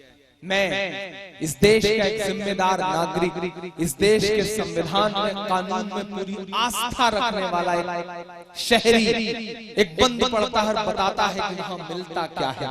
इस सदी का सबसे बड़ा सच है एक मिसरे में। मैं पढ़ता हूँ साहब कि वहां मिलता क्या है। वज़ू के लोटे कुछ कुरान और टूटी हुई चटाई, वज़ू के लोटे कुछ कुरान और टूटी हुई चटाई, जिसे देखना है वो आकर देखे ये सच्चाई, देखे ये सच्चाई। बाबा से बुलंद आपकी आमीन चाहिए अगले मिसरे पे कि फैला है और फैलेगा इस्लाम मदरसों से, मत जोड़ो आतंकवाद का नाम मदरसों से, कोई इल्जाम मदरसों से, कोई इल्जाम मदरसों से। मैं आऊं जाऊं अपनी मार्केट वैल्यू चेक करूं, आपका इम्तिहान लूं, मैं ये सब कोई खुराफात नहीं करना चाह रहा। मैं सीधे सीधे आखिर में जाते जाते एक नज़्म आपकी अदालत में रखना चाह रहा हूं, क्योंकि बाप बहुत प्यारे लोग हैं, बहुत खूबसूरत लोग हैं, और मैं नहीं चाहता कि मैं एक लम्हे का भी नुकसान करूं। बहुत मुश्किल से इस तरह के सामईन नसीब हुआ करते हैं। ताहिर भाई ये तो एक्सपोर्ट करके ले जाने लायक लोग हैं हिंदुस्तान के तमाम मुशायरे में। कानपुर अपने आप में शायरों का बहुत बड़ा हब है, तो मुझे लगता है कि उसके इर्द गिर्द जो सामईन है अल्हम्दुलिल्लाह उनमें भी, उनकी रगों में भी अदब और तहजीब और सुनने का सलीका इतना है कि हिंदुस्तान में कहीं भी मुशायरे हो तो 150 सामईन बाकायदा टिकट भेज करके बुलवाए जाएं, ताकि यहाँ से जा करके हिंदुस्तान भर के मुशायरे आप कामयाब कर सकें। मैं सलाम करूंगा आपको साहब। मैं कल रात इस मुशायरे में था, ताहिर भाई कम से कम 40 से 50 हजार की भीड़ थी। दिल्ली हुकूमत का हर शख्स डाइस पर बैठा था, लेकिन वो उतना बड़ा मुशायरा भी यकीनन बहुत कामयाब मुशायरा था। हिंदुस्तान का हर अहम शायर वहां मौजूद था। आज इस मुशायरे में हो सकता है कि बहुत छोटी सी टीम आपको नजर आई हो, लेकिन सुबह के 3 बज रहे हैं और मेरा ख्याल है कि जितने लोग थे शुरू से लमसम उतने ही लोग बचे हैं। किसी मुशायरे की कामयाबी की सबसे बड़ी गारंटी जो होती है वो यही होती है। मैं सलाम करूंगा आपकी मौजूदगी को, आपके सुनने के और आपके तेवर को। मैं एक नज़्म आपको और सुनाना चाहता हूँ, अपने दिल से जुड़ी हुई। बहुत अच्छा तभी पढ़ा था रुखसार ने, और उनके बाद मोहतरम विकास बौखल साहब ने पूरी पगलई दिखाई थी आपको। चचा मियां का भी जिक्र कर दिया कि चश्मे साफ कर रहे थे। अच्छा, बंदे को खुद रात में बिना चश्मे के दिखाई नहीं पड़ता, लेकिन फिर भी इतनी दूर वो देख रहा था कि चचा जो है वो चश्मा साफ कर रहे हैं। मतलब कमाल है। हमारे जो शायर दोस्त हैं वो भी कितनी खुराफातें करते हैं साहब, लेकिन इनकी मोहब्बतों को सलाम। मैं 4 मिसरे पढ़ता हूँ, बहुत अच्छा पढ़ा था। तभी उन्होंने साजन साजन साजन पुकारती रह गई, कोई भी एक कायदे का आदमी खड़ा नहीं हुआ सामने से। मुझे लगा कि यार आप तो इतना जोश तो हो ही जाना चाहिए था कि कोई एक आध बंदा तो उठ के खड़ा ही हो जाता, लेकिन आप समझदार लोग हैं, सलीके से काम करते हैं। मैं एक 4 मिसरे पढ़ता हूँ, फिर एक नज़्म सुनाने के लिए थोड़ा सा माहौल बनाता हूँ। मैं 4 मिसरे पढ़ता हूँ साहब। और भैया क्या अभी आप जी रहे हैं क्या? हमको तो लगा कि निपट गए होंगे, लेकिन जी रहे हैं तो आपकी मौजूदगी का सलाम करता हूँ, इसलिए 4 मिसरे पढ़ता हूँ। ये देखिए ये शायरी का असर है साहब। मैं यहाँ ये अहम बात कहूँ कि दुनिया में हजारों जुबानें हैं, हजारों भाषाएं हैं, हजारों तहजीबें हैं, लेकिन ये उर्दू की मोहब्बत है साहब कि ऐसे लोग भी मुशायरे की महफिल में अपनी पूरी रात कुर्बान करते हैं जिन्हें शायद अदब या शायरी से कोई बहुत उनका साबिका भी नहीं रहता। ऐसे लोगों की मौजूदगी ये उर्दू तय करती है, उर्दू की मिठास और उर्दू की मोहब्बत तय करती है कि ऐसे लोग भी आपकी महफिलों का हिस्सा बनते हैं जो शायद इससे पहले इस तरह की किसी महफिल में बैठे रहे। एक बार ऐसे लोगों की मौजूदगी के लिए ताली आपको बजानी चाहिए ताकि आइंदा, और ये इसी तरह इन्हें मुशायरे में लाके बिठाया करिए, इंशाल्लाह धीरे धीरे ये ठीक भी हो जाएंगे। मैं 4 मिसरे पढ़ता हूँ, कई बच्चे जो आगे सो रहे हैं सोच रहा हूँ कि जब ताहिर भाई मुशायरा नहीं कराते तब ये बेचारे कहाँ सोते होंगे। और इनके अम्मी अब्बू ने इनको भेज करके जो स्वतंत्रता दिवस मनाया है उसको भी मैं सलाम करता हूँ और 4 मिसरे पढ़ता हूँ कि सभी के सामने एक दिन जरूर आता है। मैं नाम नहीं लूंगा, लेकिन आपकी तरफ से जवाब तो देना बनता है ना। मैं मतलब आपका नुमाइंदा हूँ, मैं आपका आदमी हूँ, मैं आपकी आवाज बन के बोलने वाला आदमी हूँ, तो मुझे लगता है कि मुझे ये 4 मिसरे पढ़ने चाहिए कि सभी के सामने एक दिन जरूर आता है। ये हुस्न फानी है क्यों कर गुरूर आता है।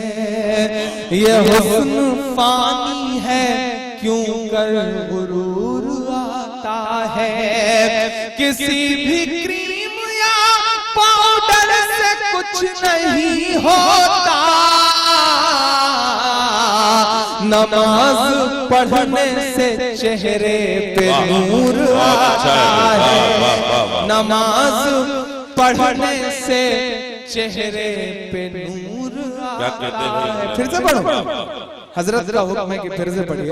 और उन्होंने जहां देख के मुस्कुरा के ये हुक्म दिया है, मैं उस मुस्कुराहट को सलाम करते हुए ये हुक्म मानता हूँ कि सभी के सामने एक दिन जरूर आता है।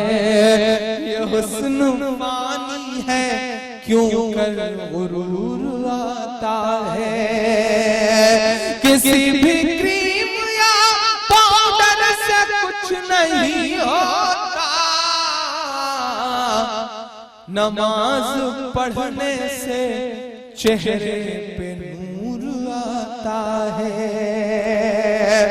2-2.5 साल पहले हमारे मुल्क में वाकया हुआ, मैं उसे वाकया कम हादसा ज्यादा कहता हूँ। हमारे मुल्क के एक बड़े खूबसूरत से चेहरे ने पड़ोसी मुल्क में शादी कर ली। मैं नाम नहीं लूंगा, नहीं आप जान जाएंगे कि मैं सानिया मिर्जा की बात कर रहा हूँ। बहुत दुख हुआ हमारे मुल्क के नौजवानों को, होना भी चाहिए था, मुझे भी दुख हुआ। मुझे लगा कि जब गुरसहायगंज, कन्नौज, कानपुर उसके आसपास इतने खूबसूरत खूबसूरत हैंडसम नौजवान हैं तो पड़ोसी मुल्क में जाने की क्या जरूरत थी। मुझे बुरा लगा, मैंने 4 मिसरे कहे, एक नाम सुझाया उनको कि नहीं आपका फैसला सही नहीं था, ये होना चाहिए था। अगर आपको भी लगे कि यही होना चाहिए था तो मेरा साथ दीजिएगा। मैं पढ़ता हूँ साहब कि कुछ ऐसा प्यार तुम हिंदुस्तान से करती, कोई ना रोकता शादी भी शान से करती, कोई ना रोकता शादी भी शान से करती। शोएब जैसे पड़ोसी का हाथ क्यों थामा, शोएब जैसे पड़ोसी का हाथ क्यों थामा, जो शादी करनी थी यूसुफ पठान से करती, जो शादी करनी थी यूसुफ पठान से करती। एक मुशायरे में पढ़ा मैंने मुंबई में, सामने एक लड़का खड़ा होगा, उसने कहा इमरान भाई यहाँ तो ये भी मिसरा लग सकता है कि जो शादी करनी थी हमारे इमरान से करती। मैंने कहा यार भाई तेरी तरह मन तो मेरा भी हुआ था। मैंने अम्मी से कहा भी कि अम्मी अगर आप कहें तो ट्राई किया जाए, लेकिन अम्मी एक तहजीब वाली माँ, एक मुहज्जब माँ, एक रवायतों को मानने वाली माँ क्या जवाब देती है। जो मेरी माँ ने जवाब दिया, मैंने उसे 4 मिसरों में पिरोया, और मेरा ख्याल है कि आपकी माएं भी यही जवाब देंगी। मैं पढ़ता हूँ साहब, माँ ने क्या कहा उन लम्हों में कि अगर वो ऐसी है तो बहु पसंद नहीं, बहुत ज्यादा उबलता लहू पसंद नहीं, बहुत ज्यादा उबलता लहू पसंद नहीं। अगर वो ऐसी है तो बहु पसंद नहीं, बहुत ज्यादा उबलता लहू पसंद नहीं। बड़े ही प्यार से ये मेरी माँ ने मुझसे कहा, बिना दुपट्टे की मुझको बहु पसंद नहीं, बिना दुपट्टे की मुझको बहु पसंद नहीं, बहुत ज्यादा उबलता लहू पसंद नहीं। 2.5-3 मिनट आपके सामने आखिर में और एक आखिरी नज़्म सुनाता हूँ साहब। बस थोड़ा सा, अब तक आपसे मैंने कोई बात बहुत ज्यादा नहीं की, बस थोड़ा सा मुझे खामोशी चाहिए उस नज़्म की तमहीद के लिए। एक अभियान शुरू हुआ साहब, 5 लाख रुपया लेकर के कुछ लोग सामने आए, उन्होंने कहा कि साहब ये पैसा लीजिए और घर वापस आ जाइए। घर वापसी, घर वापसी, घर वापसी। वो ये भूल गए कि हम जिस घर में हैं वो घर हमने किसी दौलत से नहीं खरीदा है, वो हमारी खुशनसीबी है कि वो घर हमें नसीब हुआ है, और इस घर से हम वापस नहीं जा सकते। 5 लाख तो बड़ी छोटी रकम है, आप पूरी कायनात एक तरफ रख दीजिए तब भी हम ये घर छोड़ कर जाने वालों में से नहीं है। 5 लाख ले लीजिए, घर वापस आ जाइए, घर वापसी। मैं वाकई आपको बताता हूँ कि दुनिया के सुपर पावर कंट्री है अमेरिका, वहाँ एक शख्स हुआ करता था, अल्लाह ने उसके पैरों में ऐसी बात रखी थी, ऐसा हुनर रखा था कि जब वो उसके पैर थिरकते थे तो दुनिया अरबों डॉलर लुटा दिया करती थी। लेकिन उस शख्स को कहीं सुकून नहीं मिला, तो उसने अपने चचेरे भाई से कहा मुझे सुकून की तलाश है। तो चचेरे भाई ने कहा कि सुकून चाहता है तो कुरान पढ़। उस शख्स ने कुरान पढ़ी और उसके बाद वो इस्लाम में दाखिल हुआ। उस शख्स का नाम था माइकल जैक्सन। कुछ बात तो है मेरे इस्लाम में। आप 5 लाख का रेट लगा रहे हैं, यहाँ अरबों डॉलर ठुकरा करके लोग इस्लाम में दाखिल हो रहे हैं। कुछ बात तो है मेरे इस्लाम में, और अगली बात पे आपकी तालियां बजेंगे। कुछ बात तो है मेरे इस्लाम में कि जिस शख्स के मुक्के से दुनिया कांपती थी, जब वो शख्स मुक्केबाजी का वर्ल्ड चैंपियन हो जाता है तो अपनी तमाम शोहरतें किनारे रख करके इस्लाम में दाखिल होकर के मोहम्मद अली बन जाता है। कुछ बात तो है मेरे इस्लाम में साहब, कुछ बात तो है इस्लाम में कि यूसुफ यूहाना मोहम्मद यूसुफ हो जाते हैं। कुछ बात तो है मेरे इस्लाम में कि जिस शख्स के मुक्के से बड़े बड़े अच्छे धुरंधर खौफ खाते हैं, वो माइक टायसन पिछले दिनों एहराम पहन करके काबे का तवाफ करता हुआ नजर आता है। कुछ बात तो है मेरे इस्लाम में साहब कि सुनीता विलियम्स जब अंतरिक्ष जाती हैं तो उन्हें वहां से सिर्फ 2 जगह रोशनी दिखाई पड़ती है, वो 2 जगह हैं मक्का और मदीना। कुछ बात तो है मेरे इस्लाम में, लेकिन आप रेट भी लगा रहे हैं तो 5 लाख नहीं साहब। मैं नज़्म पढ़ता हूँ अपने ईमान की बुनियाद पर, अपने यकीन की बुनियाद पर नज़्म पढ़ता हूँ साहब। कह रहा हूँ मैं ये नाप कर तोल कर, जरा सा आ जाइए सुनने के मूड। कह रहा हूँ मैं ये नाप कर तोल कर, अपने ईमान की आवाज पर बोल कर, अपने ईमान की आवाज पर बोल कर। ख्वाब घर वापसी का जो बुनते हैं वो, ख्वाब घर वापसी का जो बुनते हैं वो, मेरी धड़कन सुने कान को खोल कर, मेरी धड़कन सुने कान को खोल कर। हम मोहम्मद के इस्लाम की शान पर हर धड़कने वाले दिल को आवाज देता हूँ। मुझे देखना है कितनी मोहब्बत करते हैं आप अपने आका से कि हम मोहम्मद के इस्लाम की शान पर कल भी कुर्बान थे, अब भी कुर्बान है। हम मुसलमान हैं, हम मुसलमान हैं, हम मुसलमान हैं, हम मुसलमान हैं। मेरे भारत तेरी, मेरे भारत तेरी आन है, शान है। हम तेरी सरहदों के निगहबान हैं। हम मुसलमान हैं, हम मुसलमान हैं, हम मुसलमान हैं, हम मुसलमान हैं। पहला बंद पढ़ता हूँ इस नज़्म का साहब। अच्छा आपका हुक्म मैं फिर से पढ़ देता हूँ। कह रहा हूँ मैं ये नाप कर तोल कर, अपने ईमान की आवाज पर बोल कर। ख्वाब घर वापसी का जो बुनते हैं वो, मेरी धड़कन सुने कान को खोल कर। हम मोहम्मद के इस्लाम की शान पर, हम मोहम्मद के इस्लाम की शान पर कल भी कुर्बान थे, अब भी कुर्बान है।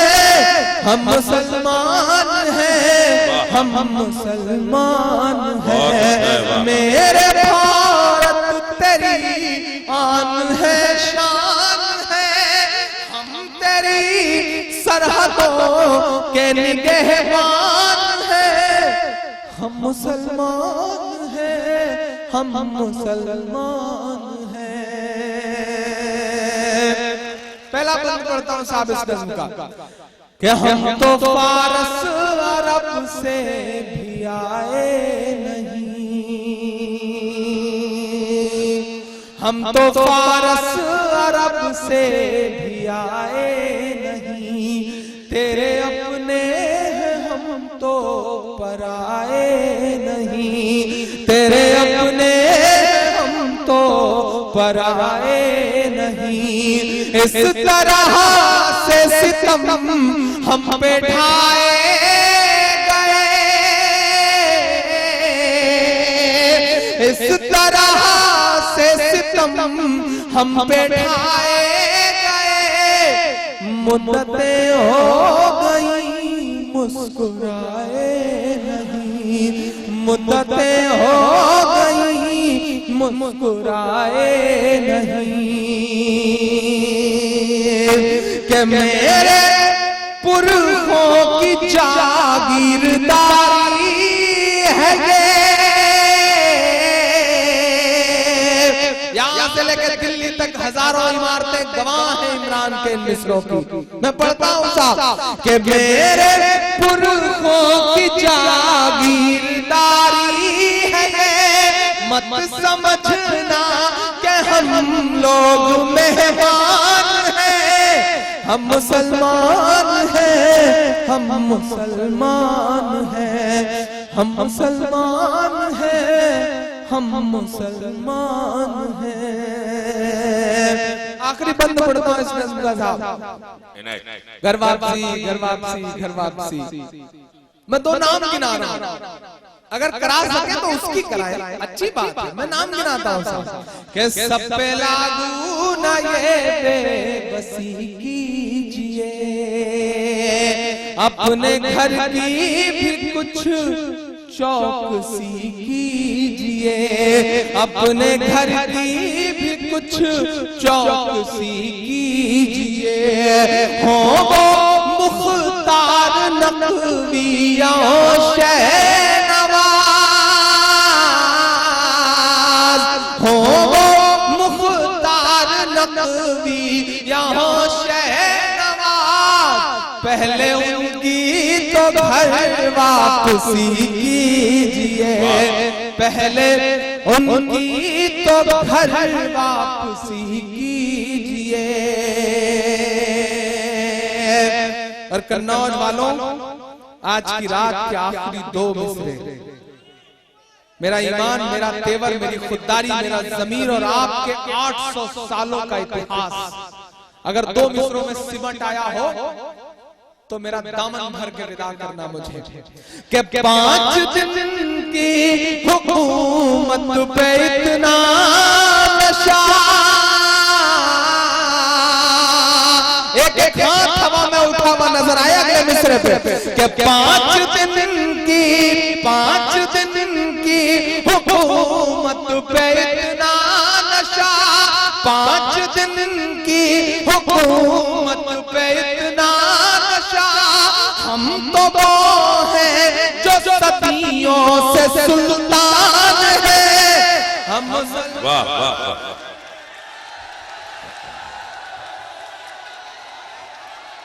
दोस्तों आप तशरीफ रखें, आप तशरीफ रखें। जनाबे इमरान प्रतापगढ़ी को जब तक आप चाहेंगे तब तक सुनेंगे।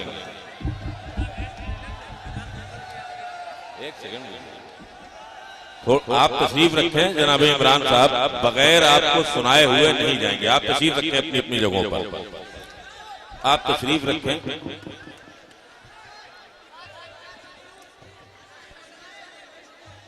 अच्छा, आप जहाँ खड़े हैं ऐसे खड़े रहिए, बैठिए मत, मतलब बैठ के ना सुनिए, ऐसे खड़े आप सुन लीजिए, आपका हुक्म है। मैं जाइए, आप तो थक चुके हैं ना, आप क्या करेंगे? आप तो थक चुके हैं, आप अकेले, बाकी जो लोग सुनना चाहते हैं सुनने दीजिए, बाकी आप निकल जाइए, आगे आप निकल जाइए, क्या करना है? अब ये लोग हैं, आप एक अकेले ना सुनना चाहें तो जो हजारों लोग खड़े हैं इनका तो दिल रखना ही पड़ेगा ना। मैं कौन सी नज़्म सुना दूं? एक नज़्म सुना देता हूं, फलस्तीन सुना।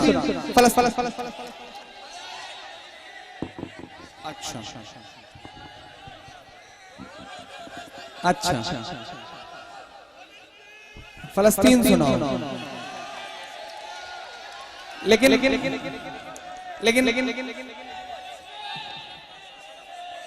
जी मैं फलस्तीन सुना देता हूँ। जी मैं फलस्तीन सुना।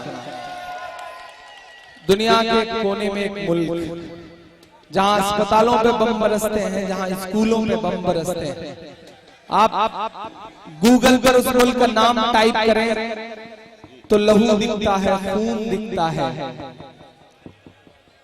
अगर बैठ सके तो बैठ जाएं, तो मैं नज़्म शुरू करूं।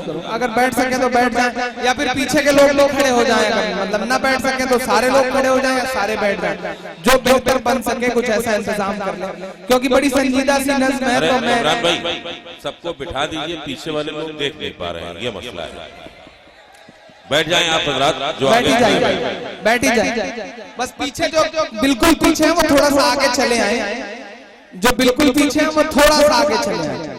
मैं आप लोग सब बैठ जाएं। ये बिल्कुल आखिरी लम्हा है मुशायरे का, मैं कोशिश कर रहा हूँ कि ये यादगार लम्हा हो सके इस मुशायरे का। आप हज़रात जो खड़े हैं वो बैठ जाएं। एहसासों से जुड़ी हुई नज़्म। सिर्फ इमरान साहब अपना कलाम नहीं सुनाएंगे, बल्कि अभी आपको सदर मुशायरा जनाब तहसीन साहब आपसे खिताब करेंगे। चंद लम्हों के लिए आपको भी इजाजत है। आप एक बार ताली बजा के मुझे बताएं कि आप यहाँ सुनने के मूड पे आ चुके हैं।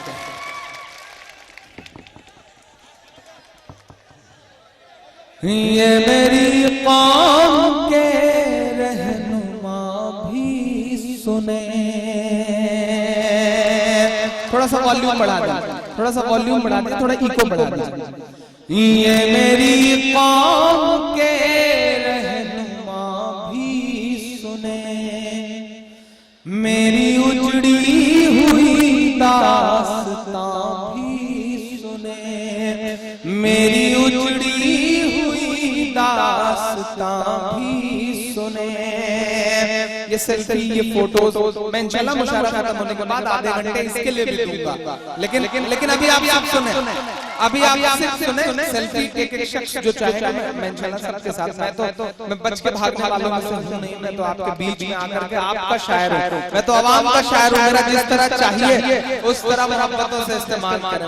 मैं पढ़ता हूं साहब, ये मेरी कौम के रहनुमा भी सुने, मेरी उजड़ी हुई दास्तां भी सुने, जो मुझे मुल्क तक मानते ही नहीं, सारी दुनिया के वो हुक्मरां भी सुने, सारी दुनिया के वो हुक्मरां भी सुने, सिर्फ लाशें ही लाशें मेरी गोद में,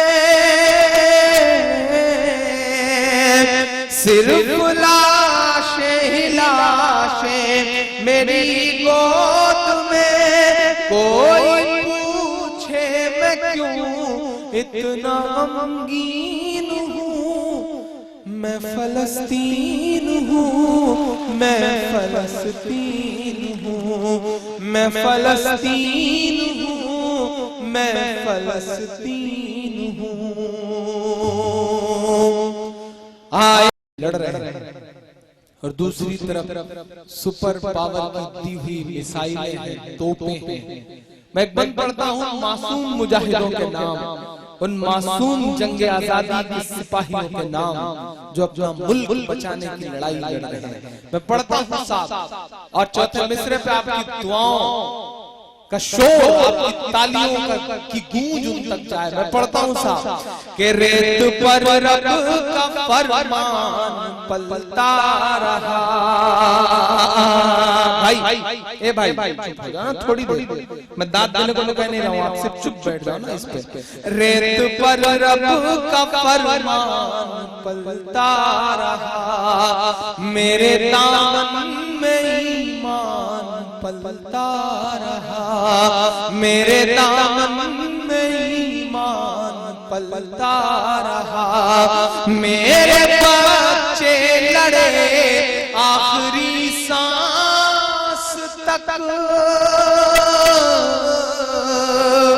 मेरे बच्चे लड़े आखिरी सांस तक, और सीनों में कुरान पलता रहा, और सीनों में कुरान पलता रहा, ज़र्रे ज़र्रे में अल्लाहु अकबर लिए,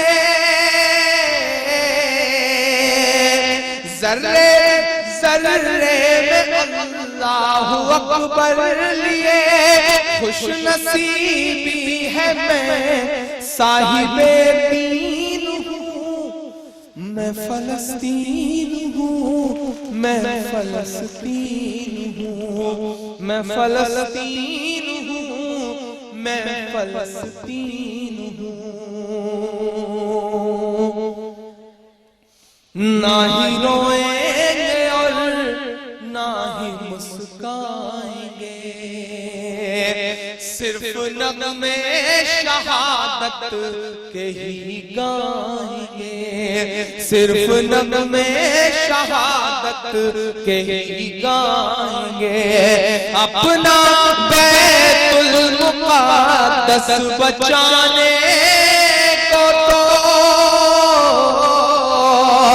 अपना बैतुल मुक़द्दस बचाने को तो, मेरे बच्चे अबाबील बन जाएंगे, मेरे बच्चे अबाबील बन जाएंगे, जो सितम ढा रहे अब रहा की तरह, जो सितम ढा रहे अब रहा की तरह, उनकी खातिर मैं सामान तौहीन हूँ, मैं फलस्तीन हूँ, मैं फलस्तीन हूँ, मैं फलस्तीन हूँ, मैं फलस्तीन हूँ। आखिरी के 4 मिसरे इस नज़्म से जुड़े हुए भी, इस नज़्म से अलग भी मेरे वजूद के मिसरे। कभी कभी मेरे दोस्त मुझसे कहते हैं कि इमरान कैसे महसूस कर लेते हो इस दर्द को, कैसे गा लेते हो। कभी कभी बहुत दिनों की थकन के बाद घर लौटता हूँ, अम्मी बालों में तेल लगाते हुए पूछ लेती हैं कि तुम्हारी वो लाइन सुन के आंख से आंसू आ गए थे, तुमने कैसे महसूस कर लिया उस दर्द को। मैं कैसे महसूस कर लेता हूँ उस दर्द को। मैं आखिरी के 4 मिसरे आज इस पूरे मुशायरे और इस नज़्म का हासिल पढ़ता हूँ। मैं कैसे महसूस करता हूँ उस दर्द को कि चाक दामन रफू करके लिखता हूँ मैं, चाक दामन रफू करके लिखता हूँ मैं, ज़ख्म से गुफ्तगू करके लिखता हूँ मैं, ज़ख्म से गुफ्तगू करके लिखता हूँ मैं। दर्द गाने को भी हौसला चाहिए, दर्द गाने को भी हौसला चाहिए। आंसुओं से वज़ू करके लिखता हूँ मैं, आंसुओं से वज़ू करके लिखता हूँ मैं। अपनी सांसों में आबाद रखना मुझे, कोई बड़ी ख्वाहिश नहीं, कुछ बहुत ज्यादा नहीं मांगता आपसे, बस एक मिनट आपसे गुफ्तगू करना चाहता हूँ। मेरी नई नस्लों, मेरे हमउम्र तमाम साथियों, मुशायरे का मकसद सिर्फ ये नहीं है कि रात भर तफरी की जाए, मजा लिया जाए और सुबह चाय की दुकान पे बैठ के कहा जाए कि फला शायर ने फला शायरा ने बहुत अच्छा पढ़ा। मैं आपसे जिम्मेदारी भरी एक बात कहता हूँ कि दुनिया के किसी भी मुल्क का सिस्टम परफेक्ट नहीं होता, उसे परफेक्ट बनाना पड़ता है। यकीनन आपके साथ जुल्म हुआ है, पिछले 20 साल में आप कटघरों में खड़े हो। आपके तमाम ऐसे बच्चे हैं जो 13-13, 15-15 साल जेलों में बिना कसूर के गुजार करके 22 बरी होकर के लौट रहे हैं। जिस दिन वो पकड़े गए थे उस दिन फ्रंट पेज की खबर थी कि आमिर नाम का आतंकवादी पकड़ा गया। 13 साल बाद जब सुप्रीम कोर्ट ने उसे 22 बरी किया तो 13वें पेज पर इतनी छोटी सी खबर थी कि आमिर नाम का आतंकवादी 22 बरी हुआ। लेकिन इस सब के जिम्मेदार कहीं ना कहीं हम खुद भी हैं, क्योंकि हमने अपनी जिम्मेदारियों से मुंह मोड़ा है। मैं आपसे गुजारिश करता हूँ कि ये एहसास मन से निकाल दीजिए कि हमसे कुछ नहीं होगा। सिस्टम कैसे बदलेगा? सिस्टम बदलना चाहते हो तो सिस्टम का हिस्सा बनो। अल्लाह ने तुम्हें बहुत सलाहियत दी है, सिस्टम का हिस्सा बनो। यहाँ तमाम बड़े बुजुर्ग बैठे हैं, मैं उनसे गुजारिश करता हूँ, तमाम जरदार लोग बैठे हैं, पैसे वाले लोग बैठे हैं, मैं आपसे गुजारिश करता हूँ कि अहद करिए, आप अपने बेटे को डॉक्टर बनाएंगे तो वो अपने लिए पैसा कमाएगा, नस्लों का भला नहीं करेगा, अपने घर का भला करेगा। आप अपने बेटे को इंजीनियर बनाएंगे तो वो हो सकता है कि अरबपति हो जाए, करोड़पति हो जाए, लेकिन उससे उसके घर का फायदा होगा, नस्लों का फायदा नहीं होगा। अगर सच में नस्लों का फायदा करना चाहते हो, समाज को सुधारना चाहते हो, जुल्म रोकना चाहते हो, तो अपने बेटे को IAS बनाओ, IPS बनाओ। इसके बिना गुजारा नहीं होने जा रहा।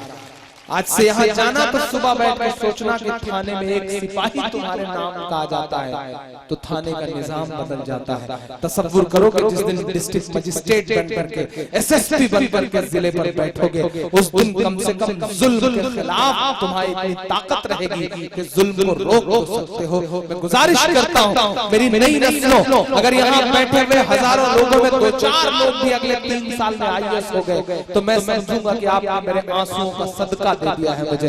मैं आपसे बस इतनी गुजारिश करता हूँ, मैं आखिरी मिसरा पढ़ के जाता हूँ, कुछ नहीं मांग रहा, बस इतना आपसे कह रहा हूँ कि अपनी सांसों में आबाद रखना मुझे, अपनी सांसों में आबाद रखना मुझे, मैं रहूं ना रहूं याद रखना मुझे, याद रखना मुझे, याद रखना मुझे, याद रखना मुझे।